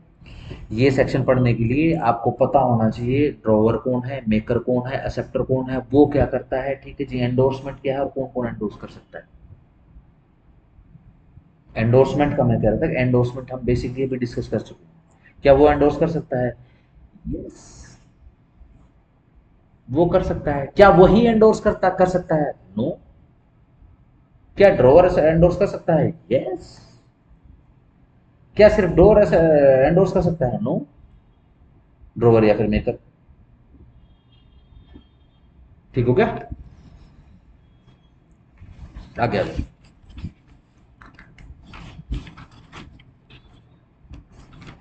मैं तो अगले उनमें रेट में हो गया हूँ, कंफ्यूज हो गया हूँ, तुमको अगले कराऊं कि ना कराऊं। अब मैं जैसे वो क्या बोलते हैं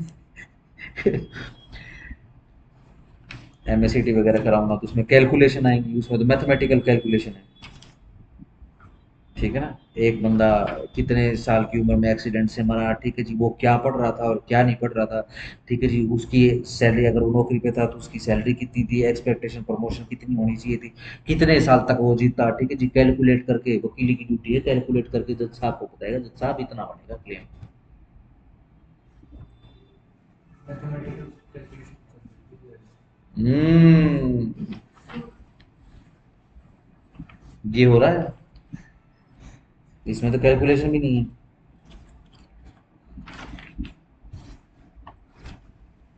चलो 43, negotiable instrument made etcetera without consideration, बिना कंसिडरेशन के नेगोशिएबल इंस्ट्रूमेंट बना दिया है। एक negotiable instrument made, drawn, accepted, endorse, कुछ भी हो गया, ट्रांसफर्ड विदाउट कंसिडरेशन, अंडरलाइन करो विदाउट कंसिडरेशन, और for a consideration which fails, या फिर ऐसे कंसिडरेशन के बदले में जो कि फेल हो चुका है, क्रिएट्स नो ऑब्लिगेशन, वो कोई ऑब्लिगेशन क्रिएट नहीं करता है, किसकी? पेमेंट की, बिटवीन द पार्टीज, पार्टीज के बिटवीन, ठीक है जी, to the transaction, but if any such party has transferred the instrument with और without endorsement to a holder for consideration, परंतु यदि एनी सच पार्टी, को भी पार्टी, हैज ट्रांसफर, जिसने वो ट्रांसफर कर दिया है, द इंस्ट्रूमेंट, वो वाला इंस्ट्रूमेंट, विद और विदाउट एंडोर्समेंट, या तो एंडोर्समेंट के साथ या बिना एंडोर्समेंट के, किसको? टू ए होल्डर, होल्डर को, फॉर कंसिडरेशन, कंसिडरेशन के लिए, सच होल्डर, अब ये जो होल्डर है, एंड एवरी सब्सिक्वेंट होल्डर, उसके बाद जितने भी होल्डर आएंगे,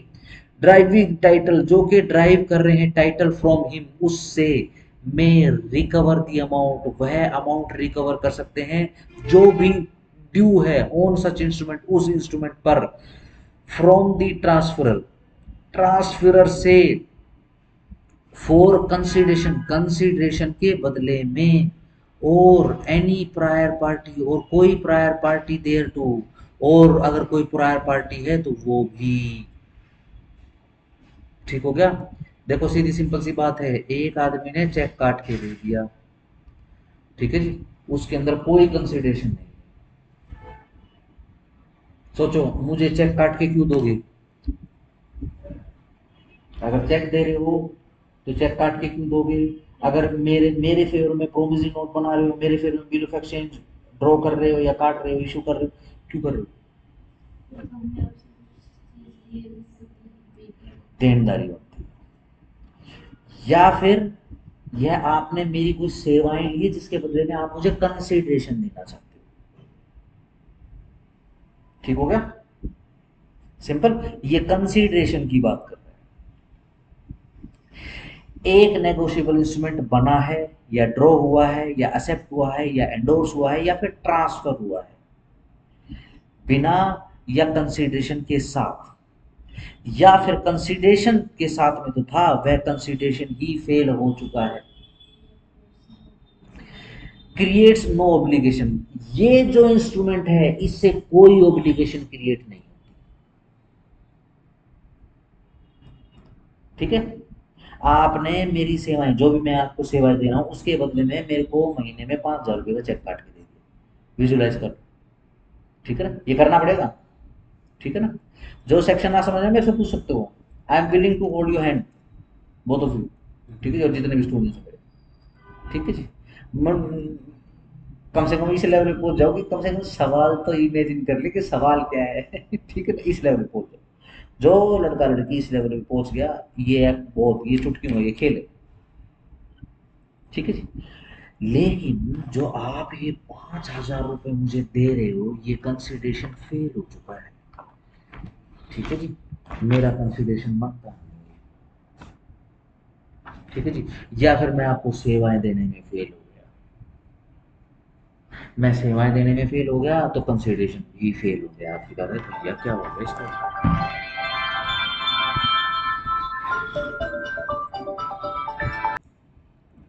सिंपल, लेट से कंसीडरेशन फेल हो चुका है, सही। दूसरी चीज बताओ, क्या एक ही होल्डर हो सकता है ड्यू कोर्स? बिल्कुल हो सकता सवाल समझा लो बेटा, मैंने पूछा क्या एक ही हो सकता है? है। नहीं, जल्दी नहीं करनी जवाब देने की। क्या एक ही होगा? ज्यादा भी हो सकते हैं, ठीक है ना। चलो, कंसीडरेशन फेल हो गया, आगे आगे। अब हुआ क्या, आपने चेक काट के दे दिया, कंसीडरेशन तो फेल हो गया। ये जो चेक या फिर ये जो नेगोशिएबल इंस्ट्रूमेंट आपने ड्रॉ, जो भी मेक मूव ड्रॉ इशू करके मुझे दिया है, इससे आपके प्रति कोई ऑब्लिगेशन नहीं लगती। यानी ये जो चेक है, ये जो कर रहा है, ठीक है जी, मैं इसको कोर्ट में ले जाके नहीं करा सकता एनफोर्स। क्यों? क्योंकि कोई लाइबिलिटी ही नहीं अरोज हुई है आपके केस में। आप क्या बोलोगे, सीधी सिंपल सी बात जी, हमने चेक काट के दे दिया, इसने बोला कि भी तुम्हारे जो है ना, मैं पढ़ाई शुरू कर दूंगा, ठीक है ना, और तुम्हारे जो है बेरट में करवा दूंगा, ठीक है, ये क्लास ही नहीं लेता, कंसिडरेशन फेल, यस नो, ठीक है जी। क्लास लेगा तभी तो जाएगी, लेकिन इशू क्या था, इशू ये था कि जी मैंने इसको पहले चेक काट के दे दिया था, पहले नेगोशिएबल इंस्ट्रूमेंट इसको काट के मैंने दे दिया था। मैंने अपने बैंकर को उसके बाद बोल दिया भी कंसिडरेशन फेल हो चुका है, ठीक है ना, इसको पेमेंट नहीं करनी। इधर से मैंने देखे कि भाई 5,000 रुपये बनेंगे, ठीक है ना, ठीक है जी, मैंने फटाफट से उसमें डिटेल भरी, ठीक है जी, मैंने बैंक में लगा दिया, बैंक ने उसको बाउंस कर दिया, ठीक है जी। बाउंस के अंदर सीधा, जब किसी भी बैंक में हम लगाते हैं तो बैंक प्रो नोट देता है आपको, क्या कि भैया बाउंस हो गया, और बाउंस होने के पीछे का रीजन क्या है, उसके अंदर ये नहीं आएगा कि भाई कंसिडरेशन फेल हो गया या वो हो गया, ठीक है, उसके अंदर क्या है, क्या आएगा कि ड्रॉ भी बैंक ने डिक्लाइन कर दी है पेमेंट। मेरे पास रीजन आ गया क्या, ना ना पेन नहीं हो, अरे अरे आप तो मेरे पास रखा हुआ है, क्या रीजन आ गया, ये देखो जरा, रीजन आ गया, पेमेंट डिक्लाइन बाय ड्रॉवी। अगर बैंक लिखना है तो बैंक, सिंपल। ये लो जी, मैं खुश हो गया, बढ़िया हो गया, ठीक है, चेक काट के मुझे दिया तुमने, मैं खुश हो गया, बढ़िया है, मैं केस डालूंगा, है ना। चेक का अमाउंट तो लूंगा लूंगा, और इंटरेस्ट भी लूंगा तुमसे, ठीक है ना, और तुम मना करना, इसमें आगे पनिशमेंट भी आएंगी, 2 साल तक की पनिशमेंट का भी प्रावधान है इसमें, ठीक है ना, और पैसे एठूंगा इनसे, ठीक है ना। मैं खुश होके गया कोर्ट में, ठीक है ना, सिंपल। लीगल नोटिस वगैरह भी दे दिया मैंने आपको, लीगल नोटिस का क्या जवाब दोगे, आपको पता है, लेट से आप लोग एडवोकेट हो, मैं लेमैन हूँ, या फिर मैं सिर्फ लॉ पढ़ाता हूँ, लॉ आता नहीं मुझे, ठीक है, मैंने लीगल नोटिस पहुंचा दिया आपको, बड़ा वो बन के कि भाई मैं तो छठी तोप हूँ इसकी लॉ की, ठीक है जी, आपने जवाब ही नहीं दिया। अरे क्या जवाब देंगे, हमने खुद डिक्लाइन करी है पेमेंट, ठीक है जी, आपको पता है, मैं खुश हो गया, ठीक है जी। चलो अभी बताता हूँ, मैंने लगा दी के फाइल और कोर्ट में लगा दी, ठीक हो गया, आप अपीयर हुए पहली डेट के ऊपर, क्या बोलोगे कोर्ट में जी, consideration has already been failed. जज साहब क्या बोलेंगे, ओके जाओ, बाय बाय, सॉरी आपको आना पड़ा। अब जज साहब का रडार मेरी तरफ घूमेगा, अबे कंसिडरेशन तो फेल हो चुका था, तूने केस कैसे कर दिया जी, चेक तो बाउंस हो चुका था। सी सेक्शन 43 क्या लिखा है, इन जनरल यदि कंसिडरेशन फेल हो गया तो कोई ऑब्लिगेशन नहीं बनी, नहीं चेक तो बाउंस हो गया, चल ठीक है, पोस्ट दे के जा तू, ठीक हो गया, सिंपल। इतना हो गया, देखो यहां तक हो गया ये, यहां तक हो गए, ये आपने जनरल पढ़ लिया, लेकिन किंतु परंतु, बट परंतु यदि any such party has transferred the instrument, अगर किसी पार्टी ने ट्रांसफर कर दिया है इंस्ट्रूमेंट विद और विदाउट एंडोर्समेंट, या तो एंडोर्समेंट के साथ या बिना एंडोर्समेंट के, किसको, होल्डर, फॉर कंसिडरेशन, कंसिडरेशन के बदले में किसी होल्डर को ट्रांसफर कर दिया है,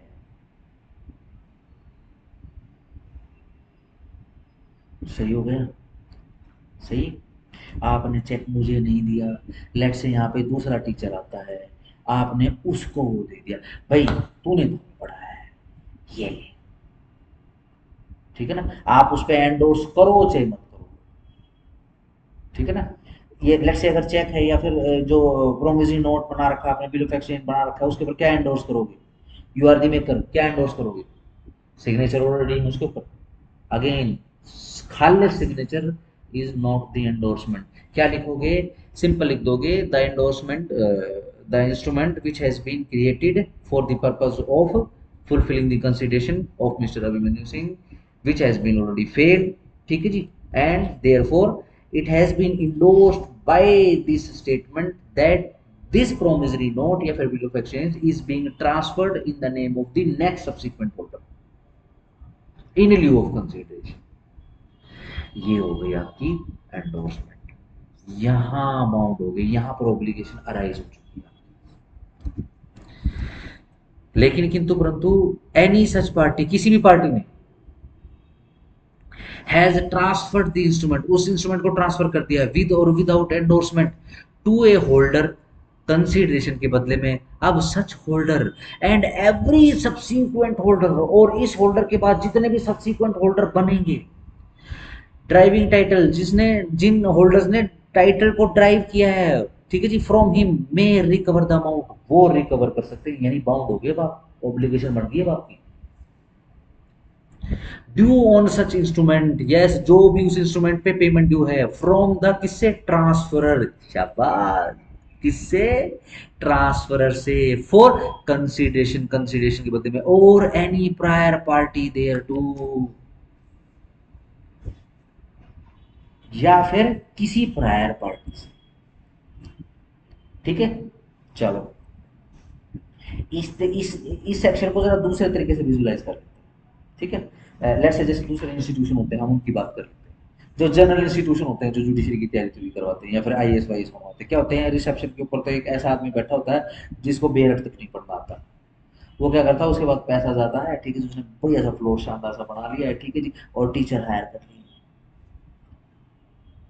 ठीक हो गया, सिंपल हो गया, सही है। आपने चेक काट के मुझे दिया, ठीक है, मैं उसको इनकैश नहीं करवा सकता, क्यों? मेरी तरफ तो कंसीडरेशन ही फेल है, मैंने थोड़ा ना पढ़ा आपको, सिंपल। तो मैं क्या करूंगा? मैं एंडोर्स करूंगा उसके ऊपर, क्या? एंडोर्स करके उस नेगोशिएबल इंस्ट्रूमेंट के ऊपर, और वो व्हाटसोएवर, तीन चीजों में से, promissory note, bill of exchange या फिर चेक, क्या करूंगा? एंडोर्स करके उस टीचर को पकड़ा दूंगा, ये ले भाई तेरी इस महीने की सैलरी, यस नो, सिंपल। वो क्या करेगा? उसको एनकैश करवा लेगा। मैंने कंसीडरेशन के बदले में दिया है, मेरे लिए तो उसने काम किया है, सिंपल है, यस नो, ठीक है। चलो आगे आ जाओ। एक्सेप्शन, अब इसके एक्सेप्शन है भैया। Exception number 1, no party whose accommodation एक negotiable instrument has been made, drawn, accepted or endorsed can, if he have paid the amount thereof, recover their own such amount from any person who became a party to such instrument for his accommodation। ठीक है जी। अब again, accommodation क्या होता है? बहुत simple word है, देखो ये अकोमोडेशन,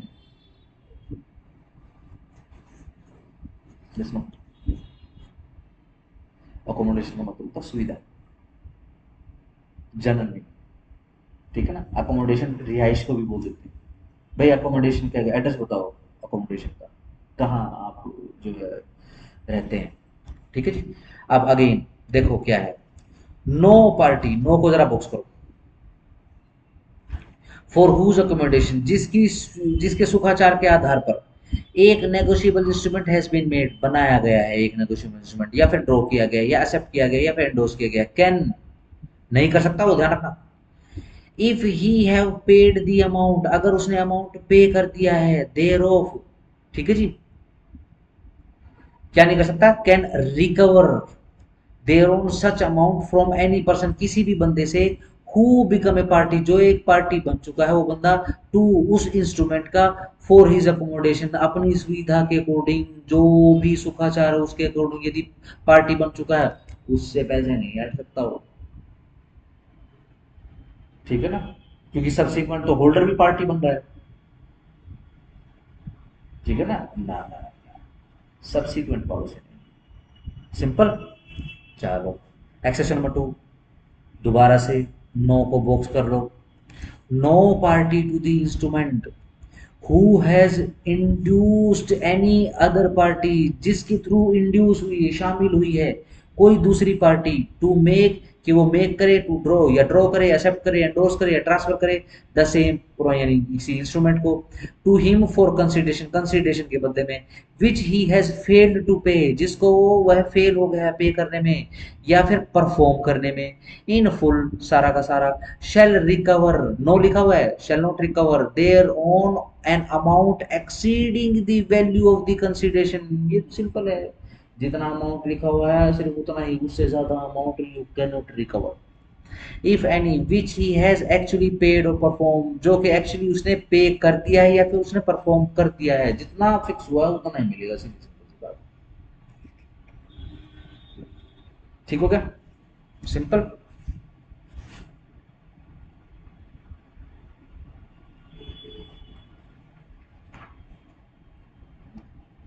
चलो 44 देखो जरा,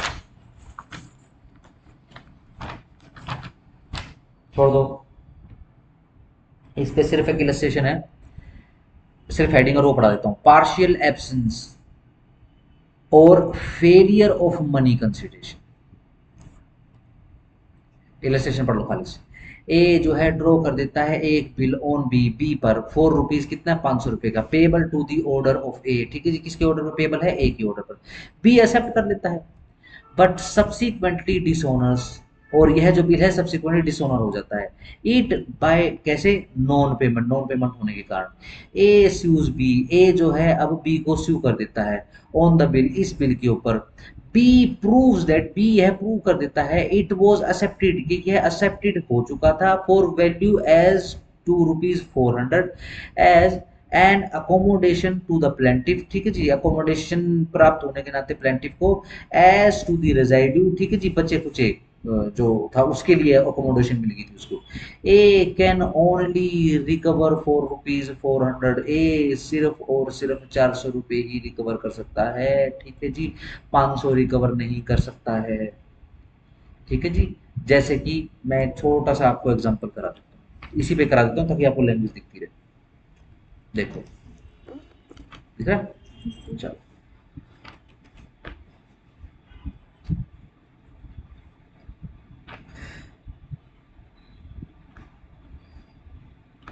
हाँ, ए ने एक बिल बना लिया, बिल ऑफ एक्सचेंज, ध्यान रखना, बिल ऑफ एक्सचेंज और प्रोमिसरी नोट के अंदर हमने डिफरेंशिएशन किया था, बिल ऑफ एक्सचेंज हमेशा एक्सचेंज में बनता है, ठीक है ना, यानी बदले में कुछ कार्रवाई हो गई है, ठीक है जी, उसके बदले में आपको ये, बिल ऑफ एक्सचेंज के थ्रू पैसा ही आता है बेसिकली, वस्तुएं या गुड्स या फिर प्रॉपर्टी तो आती नहीं, ठीक है ना, नेगोशिएशन के लिए यही यही होता है नेगोशिएशन, ठीक है ना, वस्तु विनिमय तो हम पहले मना कर चुके हैं, सही, किसके नाम पे है ये, बी के नाम पे, यानी बिल ऑफ एक्सचेंज कैसे बनेगा, कौन बनवा रहा है, ए बनवा रहा है, ठीक है जी, क्या, के बी से, कि भैया आपकी देनदारी है, ठीक है ना, 500 रुपए की मेरी तरफ, ठीक है ना, और किसके ऑर्डर पर पेबल है ये, ए के ही ऑर्डर पर पेबल है, यानी ए ही जो है मेकर है और वही क्या करेगा, बैंक में चला जाएगा, ठीक है ना, क्यों, क्योंकि बी ने एक्सेप्ट कर लिया, लिखा हुआ बी ने एक्सेप्ट कर लिया,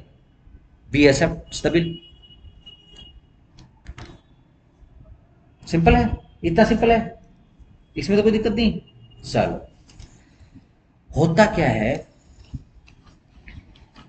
लेट से ए जो है बी के लिए काम कर रहा है, ठीक है, लेट से मैं हूं मिस्टर ए, ठीक है जी, और बी इस इंस्टीट्यूट का मालिक, ठीक हो गया, सिंपल है। अब मैं क्या बोलता हूँ कि भाई मैं महीने के या फिर साल के 500 रुपए लूंगा तेरे से, ठीक है, बिल ऑफ एक्सचेंज बनाऊं, उससे एक्सेप्ट कराऊं, और ये बिल ऑफ एक्सचेंज जो है आगे बनाने के लिए अपने पास रखूं, ठीक है ना। ये बिल ऑफ एक्सचेंज एक्सेप्ट होने के बाद एक डेवलपमेंट हुई है। क्या डेवलपमेंट हुई है? ठीक है ना। लेट्स से आप हो मिस्टर पी, या फिर इंडिविजुअली आप लगा, ठीक है ना। क्या हुई है डेवलपमेंट? आपने मुझे बोला कि मेरे पास अकोमोडेशन भी है, तो तेरे को तो सिर्फ पढ़ाना है, पढ़ाने की अपना वो सोच, अपनी नॉलेज वगैरह बढ़ा, ठीक है ना। अकोमोडेशन का भी सारा का सारा मेरा ही है। अकोमोडेशन का खर्चा कितना है? 100 रुपए का खर्चा है अकोमोडेशन का। अदरवाइज जो मेरे और आपके बीच में जो बिल ऑफ एक्सचेंज, यानी मैंने जो बिल ऑफ एक्सचेंज बनाया है 500 रुपए का, उसके अंदर 100 रुपए अकोमोडेशन के भी है इंक्लूडेड, जो हो चुका है परफॉर्म। अब 100 रुपए एक्स्ट्रा बी को क्यों पे करने चाहिए? को यस नो, हाँ ना, सोचो। समझ आ रहा है? समझ आ रहा है क्या? हाँ गुड़िया, दोबारा सुनो। समझ आ गया। जैसे एक तरह से मान लो हमने किराए पे ले लिया, हम्म, तो वो ये कहते हैं तो किसी को उसका खर्चा भाई आप अलग से देना और हमारा किराया अलग से। मतलब 10,000 अगर आप किराया दे रहे हो तो आपको ऊपर से बिजली और पानी का खर्चा देना पड़ेगा। देखो ए और बी के बीच में जो ये ट्रांजैक्शन चल रही है, ठीक है, मैं सिर्फ फिक्स कर रहा हूं कि आपस में क्या काम कर रहे हैं। ठीक है, लेट्स से ए जो है वो टीचर है,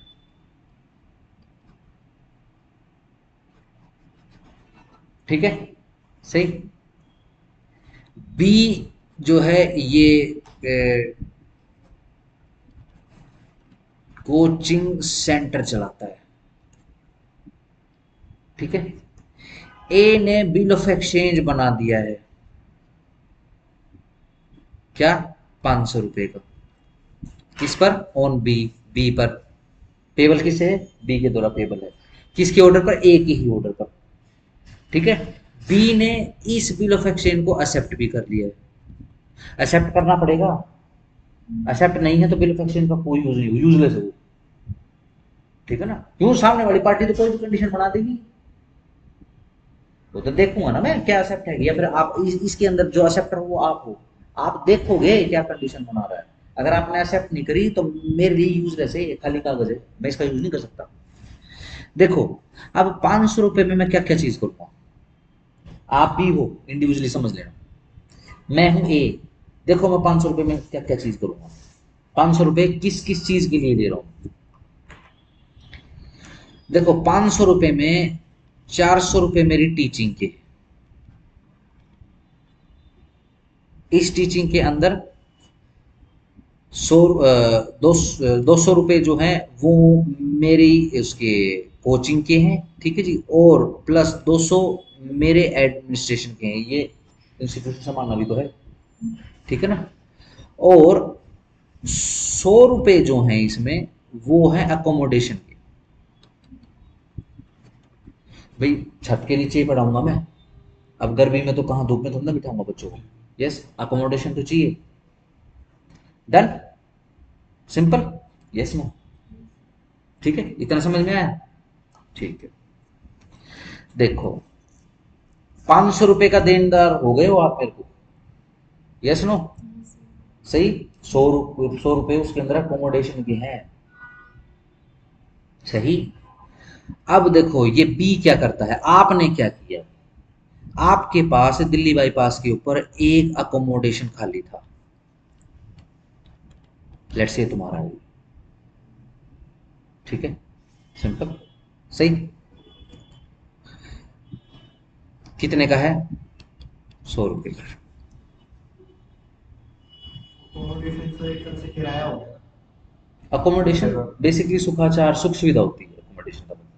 अकोमोडेशन में सिर्फ बिल्डिंग नहीं आता, अगर मैं किराया बोलूंगा तो तुम सिर्फ बिल्डिंग जो है विजुलाइज करो, ये अकोमोडेशन ये भी आ चुकी ये सब किराए पे हो गया। मतलब आज के टाइम पे कोई चीज़ होती है। है सब बाहर जाते हैं। मैं सिंपल ये बोल रहा हूँ कि सिर्फ कन्फाइन मत करो इसे, यस। ठीक है ना, बस इतनी सी बात है, ठीक है ना। जो टीचर रखूंगा वो भी किराए पे ही है, बट वो अकोमोडेशन नहीं है, ठीक हो गया, चलो, डन हो गया। आपके पास था ये, आपने यही मुझे दे दिया, ठीक हो गया। अगर मैं कहीं और बनाता आपके नाम से तो ये सारा का सारा खर्चा आप मुझे 100 रुपये आप मुझे देते, लेकिन आपने मुझे ये पकड़ा दिया है, तो आप ये 100 रुपये क्यों दोगे? यस नो गुड़िया? ठीक है ना? चलो, यानी कितने की देनदारी है? सिर्फ 400। सिर्फ 400 की देनदारी। ये पढ़ा है।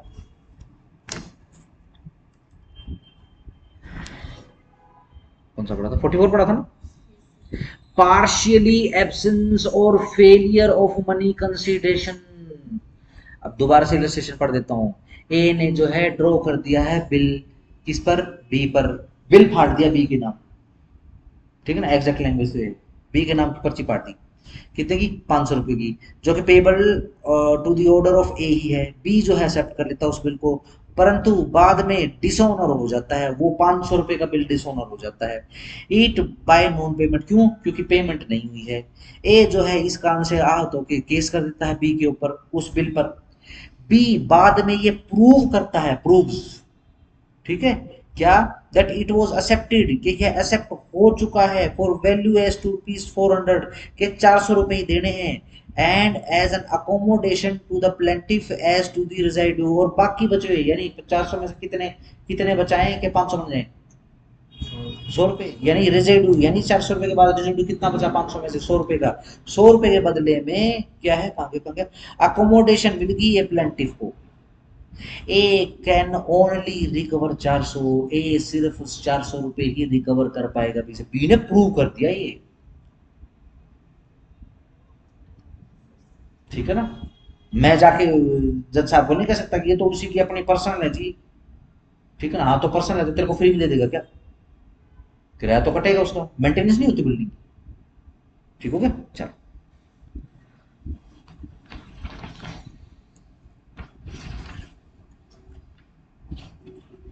चलो, partial failure of consideration not consisting of money, जहां पर part of the consideration for which a person signed और promissory note, bill of exchange और cheque, do not consisting of money, is ascertainable in money without collateral enquiry, and there has been a failure of that part, the sum which a holder standing in immediate relation with such signer is entitled to receive from him is proportionally reduced। कुछ नहीं है ये, क्या बता रहा है कि उसके अंदर अमाउंट नहीं लिखा आपने, तो कितना अमाउंट लायबल हो जाएगा? जितना जो रिलेशन चल रहा है ना, ठीक है ना, लेट्स से मैं पढ़ा रहा हूँ भाई, ठीक है ना, मेरे आपके कितनी बात हुई थी? 30,000 की बात हुई थी, ठीक हो गया? तो उसके हिसाब से लायबल हो जाएगा, ज्यादा के लिए नहीं, कम के लिए, ठीक हो गया? चलो आओ 45 है, holders right to duplicate of lost bill. जहां पर bill of exchange has been lost, underline करो, before it is overdue, उससे पहले कि यदि ओवर ड्यू हो जाए। The person who was the holder of it, जो भी बंदा है, जो भी इसका होल्डर है, it may apply to the drawer to give him another bill, वो अप्लाई कर देगा ड्रॉवर को कि मेरे को दूसरा बिल दे दे, ऑफ द सेम टेनर, वही वाला उसका, उसी प्रकार का, giving security to the drawer, ठीक है जी, और ड्रॉवर को सिक्योरिटी देता है इफ रिक्वायर्ड, यदि ऐसी जरूरत है तो, to indemnify him against all person, ठीक है जी, इंडेमनीफाई करने के लिए against all person, whatever in case the bill alleged to have been lost shall be found again, ठीक है जी। अगर वो दोबारा से मिल गया जो खोया हुआ बिल था, ठीक है जी, और जो भी नुकसान होगा ना उसके लिए सिक्योरिटी भर देगा, अगर ऐसा रिक्वायरमेंट में तो है, ठीक है ना? सिंपल क्वेश्चन आएगा क्या, पिट्टी के अंदर क्वेश्चन आएगा क्या, यदि बिल ऑफ एक्सचेंज लॉस हो जाए, गुम हो जाए, तो क्या करेगा? ऑप्शन आ जाएगा कि होल्डर के पास राइट है कि वो डुप्लीकेट के लिए अप्लाई कर दे, किसके पास? ड्रॉवर के पास। क्या रिक्वायरमेंट है कि सिक्योरिटी वगैरह भरे? अगर रिक्वायरमेंट है ऐसी तो सिक्योरिटी भर दे, ठीक है ना? वरना ड्रॉवर, देखो ड्रॉवर तो 2 बिल बना के दे देगा उसको, अगर दोनों के दोनों बाद में मिल गए, अगर दोनों के दोनों लग गए तो बिल ऑफ एक्सचेंज है, सही, डबल नुकसान हो जाएगा, ठीक है ना? तो डुप्लीकेट मांगते ही ड्रॉवर क्या बोलेगा? भाई सिक्योरिटी दे दे। कहां कहां लॉस्ट हुआ पता नहीं, मैं तो अपने टेबल के ऊपर रखा था ऑफिस में, मिल ही नहीं रहा, ऑफिस में ही है। ऐसा भी तो हो सकता है कि इसका एजेंट लेके चला गया उसको इनकैश कराने के लिए। सही, बाद में कैसे पकड़ोगे, है ना। चलो आगे आ जाओ। बस चैप्टर 4 छोड़ दो। डिलीवरी में बस इतना ध्यान रखो, लास्ट के 2 वर्ड,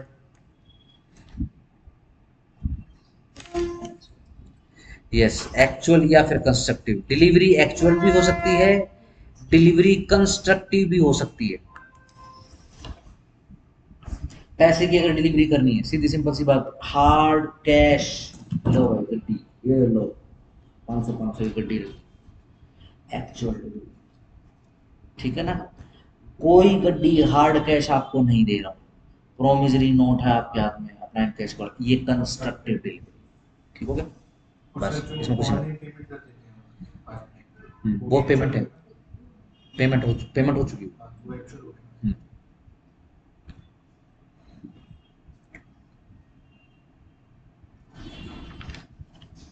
नेगोशिएशन बाय डिलीवरी, नहीं खास नहीं है, कुछ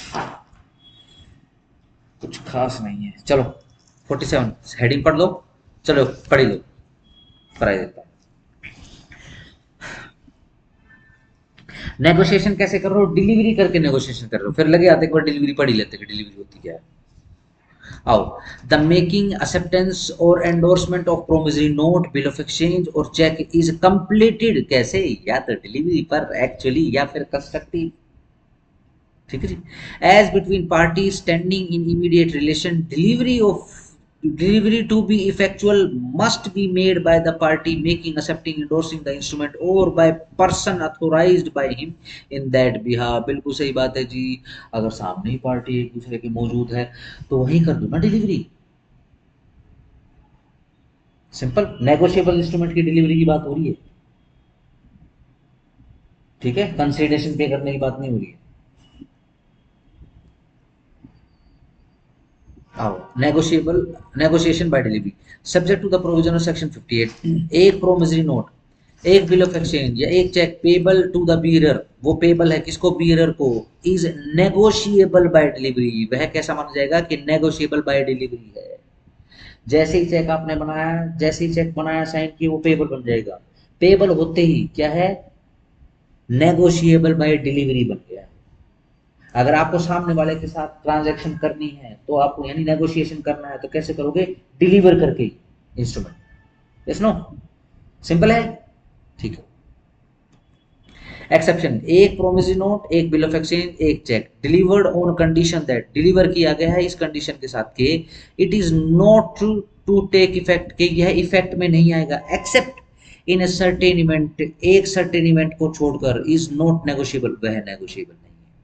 accept in the hands of the holder for value without notice of the condition, जब तक कि यह होल्डर के हाथ में ना आ जाए जिसको नोटिस ही नहीं है इस बात का, इस कंडीशन का कोई भी नोटिस नहीं, पता ही नहीं बेचारे को। अनलेस सच इवेंट हैपेंस, कब तक के लिए नहीं होगा, जब तक वो इवेंट हैपन ना हो जाए,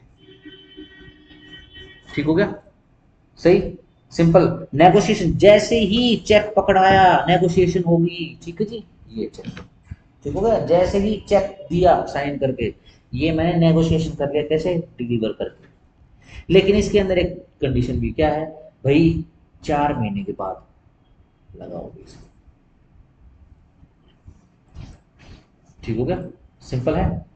ये 4 महीने के बाद लगाओगे, सही, तब होगा ये पर्टिकुलर इवेंट पर, तब डिलीवरी यानी तब नेगोशिएशन, आज नहीं हुई ये, तब नेगोशिएशन होगी 4 महीने के बाद, ठीक हो गया ना। लेकिन आपको, आप लेट से आप होल्डर हो, ठीक है ना, यहाँ पे मैंने चेक दिया, आपने होल्डर को दे दिया, होल्डर इन ड्यू कोर्स है, इस होल्डर को बेचारे को पता ही नहीं है कि ऐसी कोई कंडीशन है, इस होल्डर ने तो ले लिया, ठीक है ना।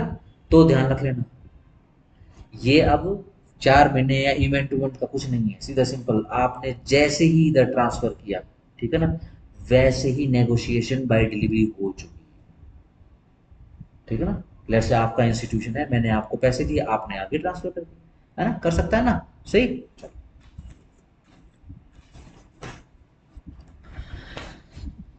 ए एक होल्डर है किसका, नेगोशिएबल इंस्ट्रूमेंट का, पेबल टू द बीरर, किसको पेबल है, बीरर को पेबल है, delivers it to B, deliver भी कर देता है बी को, बी के एजेंट को, टू कीप फॉर बी, के बी के लिए इसको रख ले भैया, the instrument has been negotiated, instrument negotiate हो चुका है।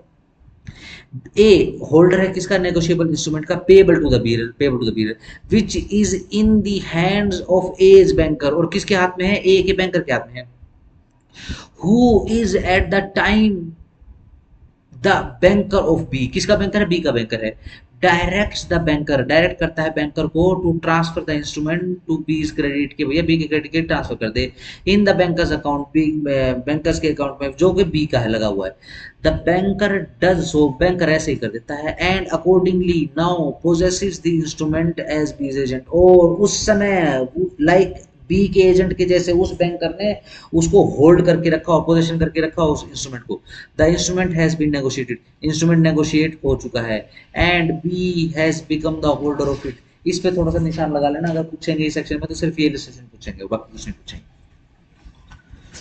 चलो जी, कई इंस्ट्रूमेंट ऐसे होते हैं जो एंडोर्स करके नेगोशिएट करे जाते हैं, ठीक है जी। लेट्स से मैं बहुत बड़ी एजेंसी चलाता हूँ, कल कोई इंस्टीट्यूशन बहुत बड़ा हो गया, अब मुझे पेमेंट करनी है आपको, ठीक है, चेक चुक सब मेरे मेरे नाम पे, ठीक है, या फिर विधि के नाम पे, लेकिन मेरे साइन हुए बिना नहीं होता हूँ, ठीक है। मैंने एक अकाउंटेंट भी बिठाया हुआ है, क्योंकि मेरे पास इतना काम हो गया है, मेरे पास फुर्सत ही नहीं है कि मैं बैठ के जो है नोट गिनूं, तो मैंने अब एक अकाउंटेंट भी बिठा लिया है, ठीक हो गया, सिंपल है, डन है, सही, मेरा सारा फाइनेंस वही देखता है, सिंपल। लेकिन ध्यान रखना, मेरी एंडोर्समेंट के बिना नेगोशिएशन नहीं मानी जाएगी। मान लो अगर मेरा अकाउंटेंट आपको चेक काट के भी दे देगा तो भी आपके काम नहीं आएगा, मेरे से एंडोर्स कराना पड़ेगा, बस इतनी सी बात है, ठीक है। इसको पढ़ना है पढ़ लेना, वरना छोड़ देना, इतना कोई काम का नहीं है। आगे आगे 50 effect of endorsement, the endorsement of negotiable instrument followed by delivery transfer to the endorsee the property therein with the right of further negotiation, but the endorsement may by express words restrict or exclude such right, उस right को restrict कर सकता है और exclude कर सकता है, or may merely constitute the endorsee an agent to endorse the instrument or to receive its contents for the endorser, ठीक है जी, और for some other specified person, illustration देख लो, इसे समझ में आ जाएगा। बी साइन कर देता है द फॉलोइंग इंडोर्समेंट को ऑन डिफरेंट नेगोशिएबल इंस्ट्रूमेंट पर, पेबल जो कि बीरर को है, a pay the contents to C only, क्या इंडोर्समेंट है कि ये जो कंटेंट है सिर्फ सी को पे किया जाए, पे सी फॉर माई यूज, सी को पे किया जाए मेरे उपयोग के लिए, पे सी और order for the account of B, ये अलग अलग एंडोर्समेंट जाननी, ठीक है ना। These endorsement exclude the right of further negotiation by B, yes, अगर मैंने सीधा सिंपल सी लिख दिया, ओनली सी लिख दिया है, तो आगे तो खत्म ही हो गया है फर्दर नेगोशिएशन, ठीक है ना। एंडोर्सर कर सकता है, यस कर सकता है।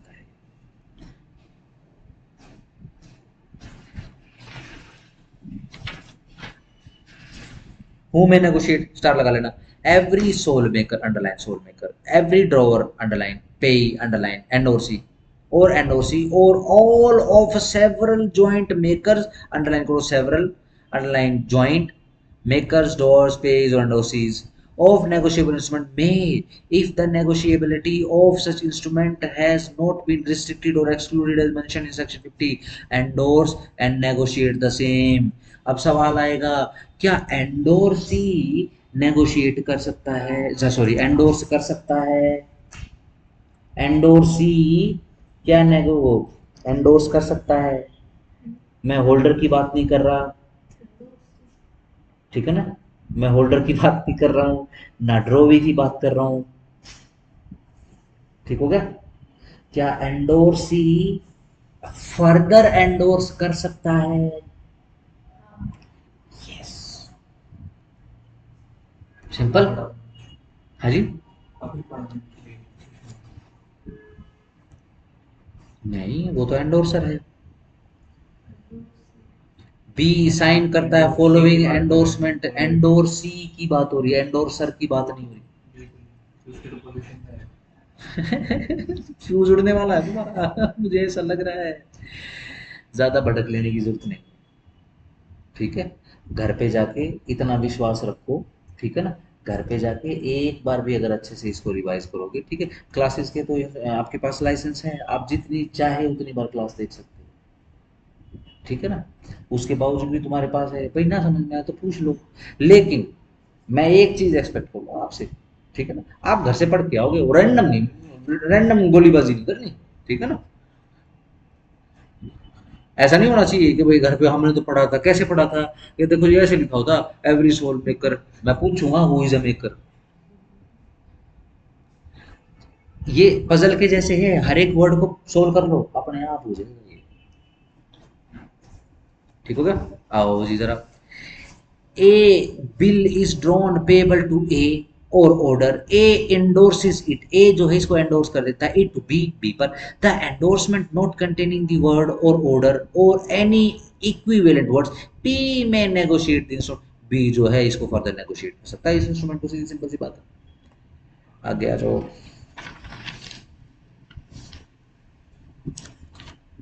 छोड़ दो 52 छोड़ दो, 53 छोड़ दो, 54 पे स्टार्ट लगाओ। Instrument endorsed in blank subject to the provision herein after contained as to crossed check, ठीक है ना। क्रॉस चेक की बात हो रही है, खचखच, ठीक है ना, सिंपल। अब ये होमवर्क मैं तुम्हारे ऊपर छोड़ता हूँ, तुमने सिर्फ टाइप करना है गूगल के ऊपर क्रॉस चेक क्या होता है। कई बार किसी चेक को आगे बढ़ाने के लिए क्रॉस करना जरूरी होता है, ठीक है ना। या फिर सीधा सिंपल आपको इलस्ट्रेशन बता देता हूँ। एक बार कोई चेक लगा बैंक के अंदर और चेक का जो कुछ भी होना था वो हो गया, लेट्स से एनकैश होना था, एनकैश हो गया, तो क्या करेगा बैंकर, उसको लास्ट में क्रॉस कर देगा कि भाई इस चेक का काम खत्म हो चुका है। अगर चेक को क्रॉस नहीं करोगे और अगर गलती से वो चेक दोबारा सर्कुलेशन में आ गया तो फिर पेमेंट कट जाएगी,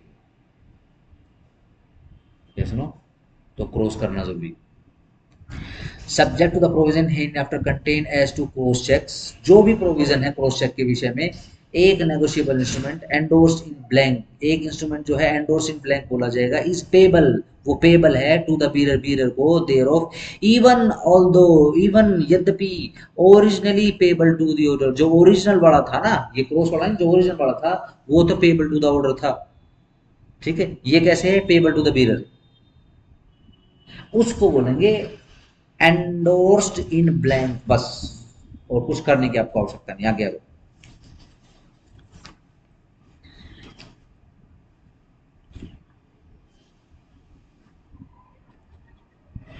छोड़ दो छोड़ दो छोड़ दो छोड़ दो, नेक्स्ट चैप्टर पे आ जाओ, सेक्शन 61, प्रेजेंटमेंट फॉर एक्सेप्टेंस, छोड़ दो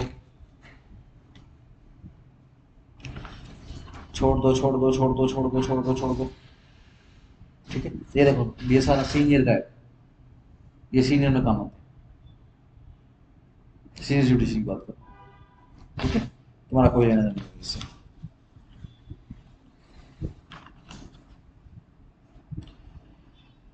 छोड़ दो, आगे आ जाओ, चैप्टर 6 पे आ जाओ, सेक्शन 78। वैसे निशान लगाओ अगर नहीं कि भाई मान लो अगर देखना पड़ जाए या फिर कभी कुछ पढ़ो, निशान लगा दो, ठीक है, निशान लगाओ।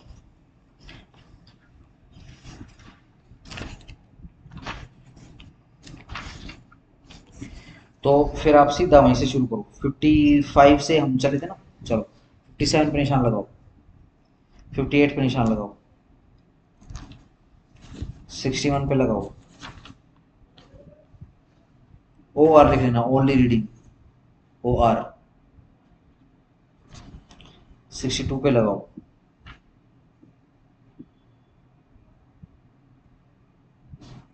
66, 67, 68,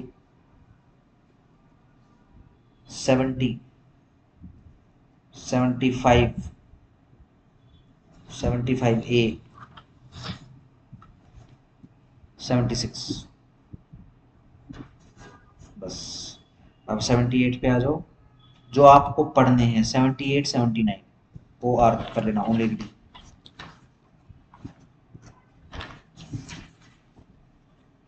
ठीक है जी, सीधा चैप्टर 7 पे आ जाओ, सेक्शन 82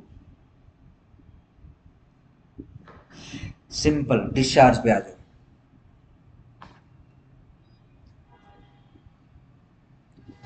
चैप्टर 7 क्या है? Of discharge from liability on notes bills and checks.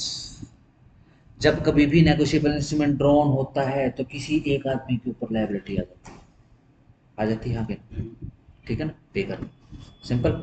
वो अपनी लायबिलिटी से कब फ्री होगा, यानी कब डिस्चार्ज होगा अपनी लायबिलिटी से?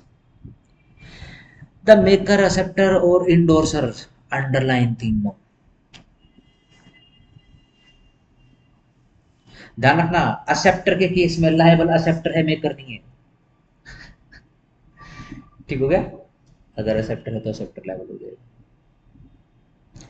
ठीक है, जैसे मैंने बिल फाड़ दिया, ठीक है ना, आपके नाम का, आप देनदार हो, मैंने ऐसे बिल ऑफ एक्सचेंज लिख दिया, आपने एक्सेप्ट कर लिया, जैसे ही आप एक्सेप्ट करोगे वैसे ही लायबल हो जाएगा। अभी थोड़ी देर पहले हमने इलस्ट्रेशन पढ़ा, कहाँ गया, हाँ। इज डिस्चार्ज फ्रॉम लायबिलिटी कब कब? By cancellation to a holder thereof who cancels such acceptors, जो कैंसिल कर देता है उस एक्सेप्टर की, एंडोर्सर की name with intent to discharge him, किस इंटेंशन से कि उसको डिस्चार्ज कर दिया जाए, and to all parties claiming under such, और सभी को डिस्चार्ज कर दिया उसने, कैसे? कैंसिल ही कर दिया, खत्म करो। बाय रिलीज, यस रिलीज ही कर दिया, to holder thereof who otherwise discharge, जो अदरवाइज डिस्चार्ज कर दे उस मेकर को, उस एक्सेप्टर को, उस एंडोर्सर को, and to all parties. Otherwise कैसे होगी? भाई मैं नहीं चाहता आप लोगों के खिलाफ केस करे तो मैंने आपको रिलीज, ठीक है ना। और सबसे सरल तरीका क्या है? पेमेंट कर दो। इस पेमेंट के, इस नेगोशिएबल इंस्ट्रूमेंट के ऊपर पेमेंट है, ले भाई मैं कर देता हूँ। जैसे ही इसकी पेमेंट हो जाएगी, बीच में जितने भी पार्टी हैं, मेकर, एंडोर्सर, एक्सेप्टर, सारे के सारे अपनी लायबिलिटी से डिस्चार्ज हो जाएंगे, ठीक है ना। स्टार लगा लेना इसके ऊपर। इसके बाद 83 छोड़ दो, नहीं जरूरत नहीं है। 85A पे निशान लगाओ, जो आपको ओनली रीडिंग करनी है।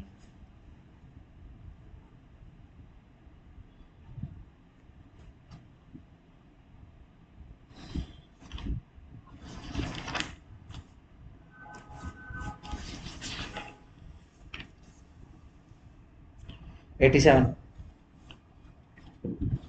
Effect of material alteration. Alteration का मतलब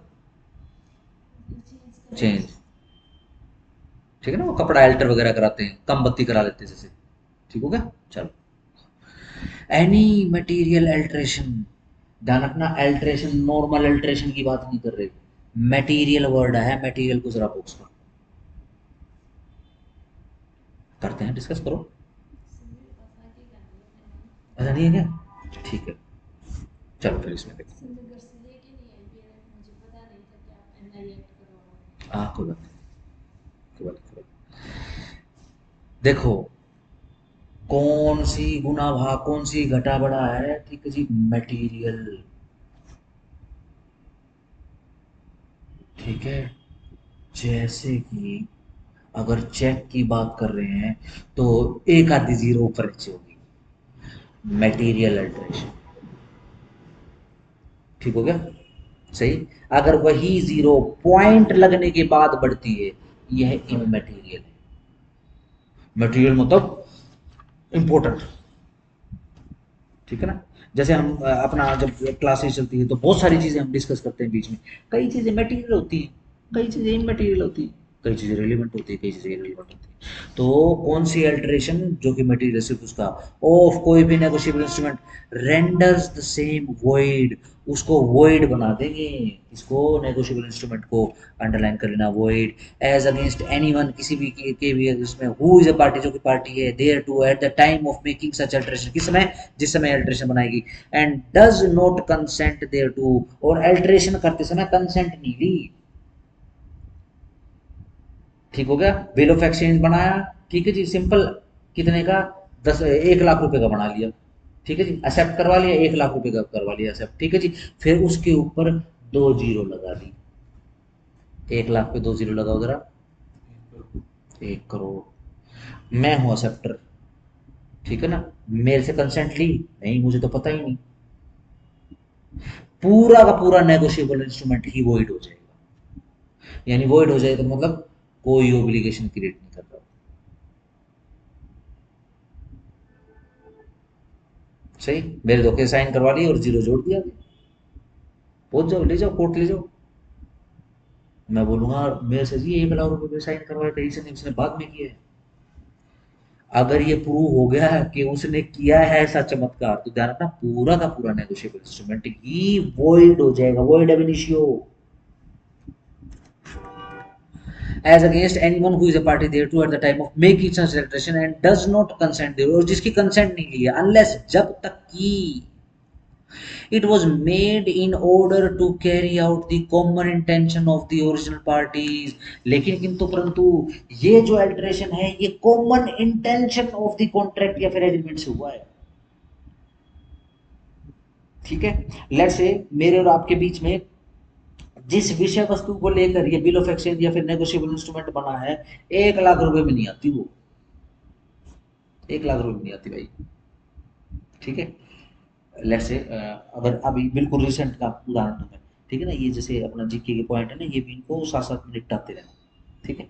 जैसे कि अभी हमारी ऑस्ट्रेलिया के साथ अभी तक की इस पृथ्वीलोक पर होने वाली अभी तक की सबसे बड़ी यूरेनियम डील हुई है।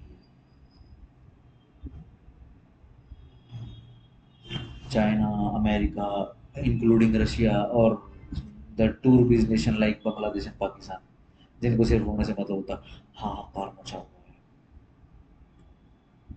आने वाले कई सालों तक एनर्जी क्राइसिस नाम की चीज नहीं होगी इंडिया में। तब तक हम जो हमारे पास सबसे ज्यादा जो इस पृथ्वीलोक के ऊपर थोरियम का भंडार है, हम तब तक उससे एनर्जी क्रिएट कैसे करनी है वो टेक्नोलॉजी डेवलप कर, ठीक है, आने वाले कई सालों तक, ठीक है ना, तकरीबन 30 40 50 सालों तक अगर ये चलती है डील। बहुत प्रेशर आया हुआ है रूस रूस कह रहा हूँ ऑस्ट्रेलिया के ऊपर। अभी वो एक वीडियो भी तो वायरल हो रही थी, वो ऑस्ट्रेलिया चिल्ला रहा है कि वी डोंट वांट एनी। उसमें तो खालिस्तानी वो भी चिल्ला रहे, गो बैक मोदी, ठीक है। लेकिन सच्चाई ये है, आज से पहले कोई भी इस प्रकार की डील नहीं कर पाया। और ऑस्ट्रेलिया के साथ ही क्यों, क्योंकि अगर यूरेनियम की बात करोगे तो सबसे ज्यादा इस पृथ्वीलोक पर यूरेनियम ऑस्ट्रेलिया में पाया जाता है। कुल भंडार पृथ्वीलोक के ऊपर यूरेनियम का जितना उसका 28% सिर्फ ऑस्ट्रेलिया के पास है।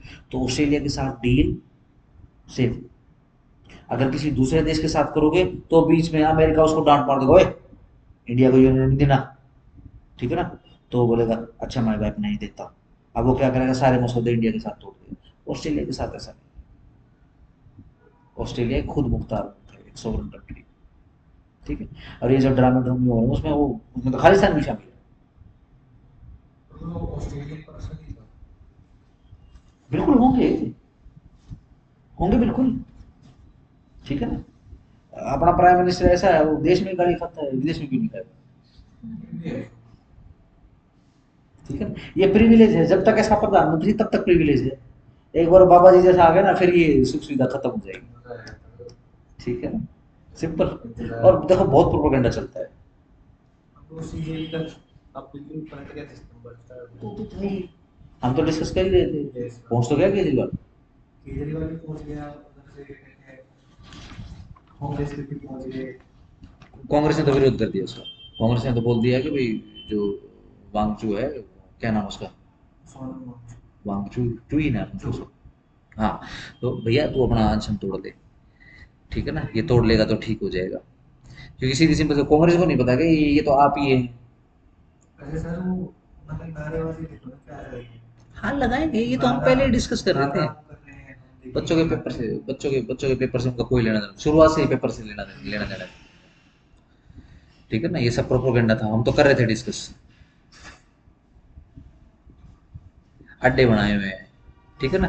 क्योंकि भाई इस देश का प्रधानमंत्री गाली सुन लेता है, मैच्योर है, रिस्पॉन्ड नहीं करता, अगर कोई रिएक्शन देने वाला आ जाएगा तो फिर कोई उसके नाम पे कोई भी किसी प्रकार का पटाखा भी नहीं बजेगा बाहर रोड। और वो भी नहीं असली में के नाम सिर्फ हिंदुत्व को ही गाली देते हैं। हाँ हाँ, सारे वोकिज्म के नाम पे, एथिज्म के नाम पे, हाँ। ठीक है ना, सिर्फ सनातन को ही गाली मिलती है, ठीक है ना।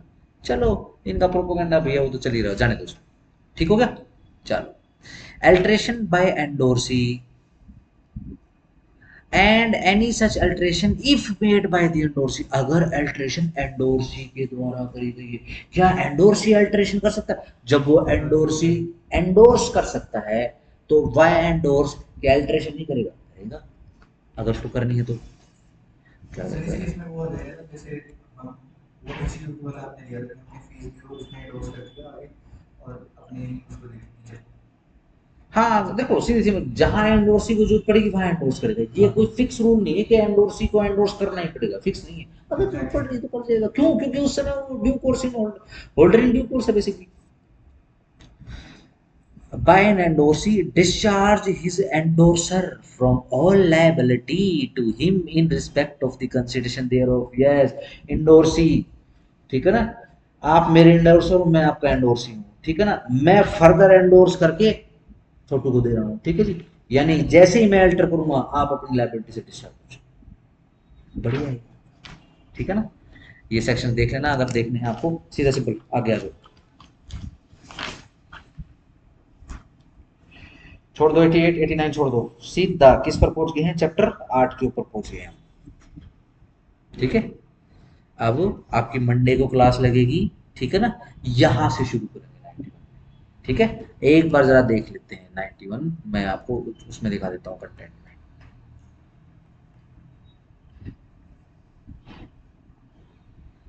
ये लो, ठीक होगा।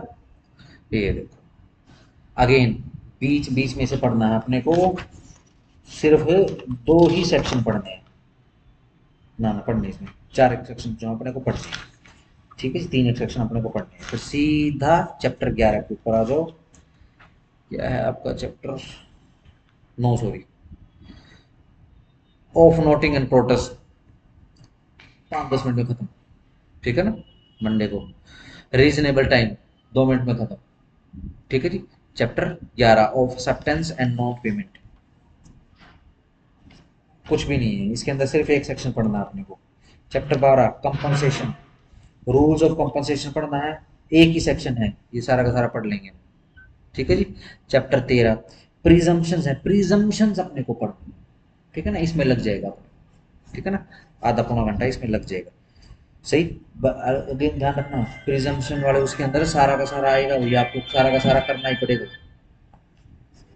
ठीक है ना। जितना पीछे अभी निकला हो सारा का सारा पढ़ना पड़ेगा, वरना प्रिजम्पशन नहीं समझ में आएगी। अब कंसिडरेशन के रिगार्डिंग प्रिजम्पशन पूछ लेंगे, कंसिडरेशन का जहां जहां जिक्र आया इस बेरक में आपको पता होना चाहिए। प्रोटेस्ट जहां जहां पर आया है, प्रोटेस्ट आया है, एक बार आया है, क्यों नहीं आया है, ठीक है ना, ढूंढना। आज की क्लास में नहीं आया, कल की क्लास में आया था प्रोटेस्ट, ठीक है ना भाई। किसी ने प्रोटेस्ट दर्ज कराया है नहीं कराया है कोई फर्क नहीं पड़ता, ठीक है ना, नेवरदलेस। चलो जी, चैप्टर 14 कौन सा है? क्रोस्ट चेक, लो, एक सेक्शन दो, हाँ 137 सेक्शन है बेसिकली इसके अंदर, जो अपने को पढ़ना है, जो काम का है। कौन सा आ गया भाई? अच्छा अच्छा, दो पेज चिपक गए यहाँ पर मेरे इस पे, मेरे पेज पेज चिपक गए। चलो चैप्टर 15 कुछ नहीं पढ़ना, चैप्टर 16 कुछ नहीं पढ़ना, बस सेक्शन 137 पढ़ना है चैप्टर 16 के अंदर, और कुछ नहीं पढ़ना है।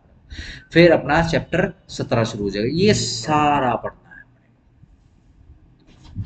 ठीक हो गया। तो ज्यादा से ज्यादा 2 दिन का, मंडे को आपका खत्म हो जाएगा, ठीक है ना। इसके बाद अपना बेरेक डिसाइड कर लो कौन कौन सा कराना है, आप बताओ। जो मर्जी तुम्हारा वो पढ़ लो। Stop recording.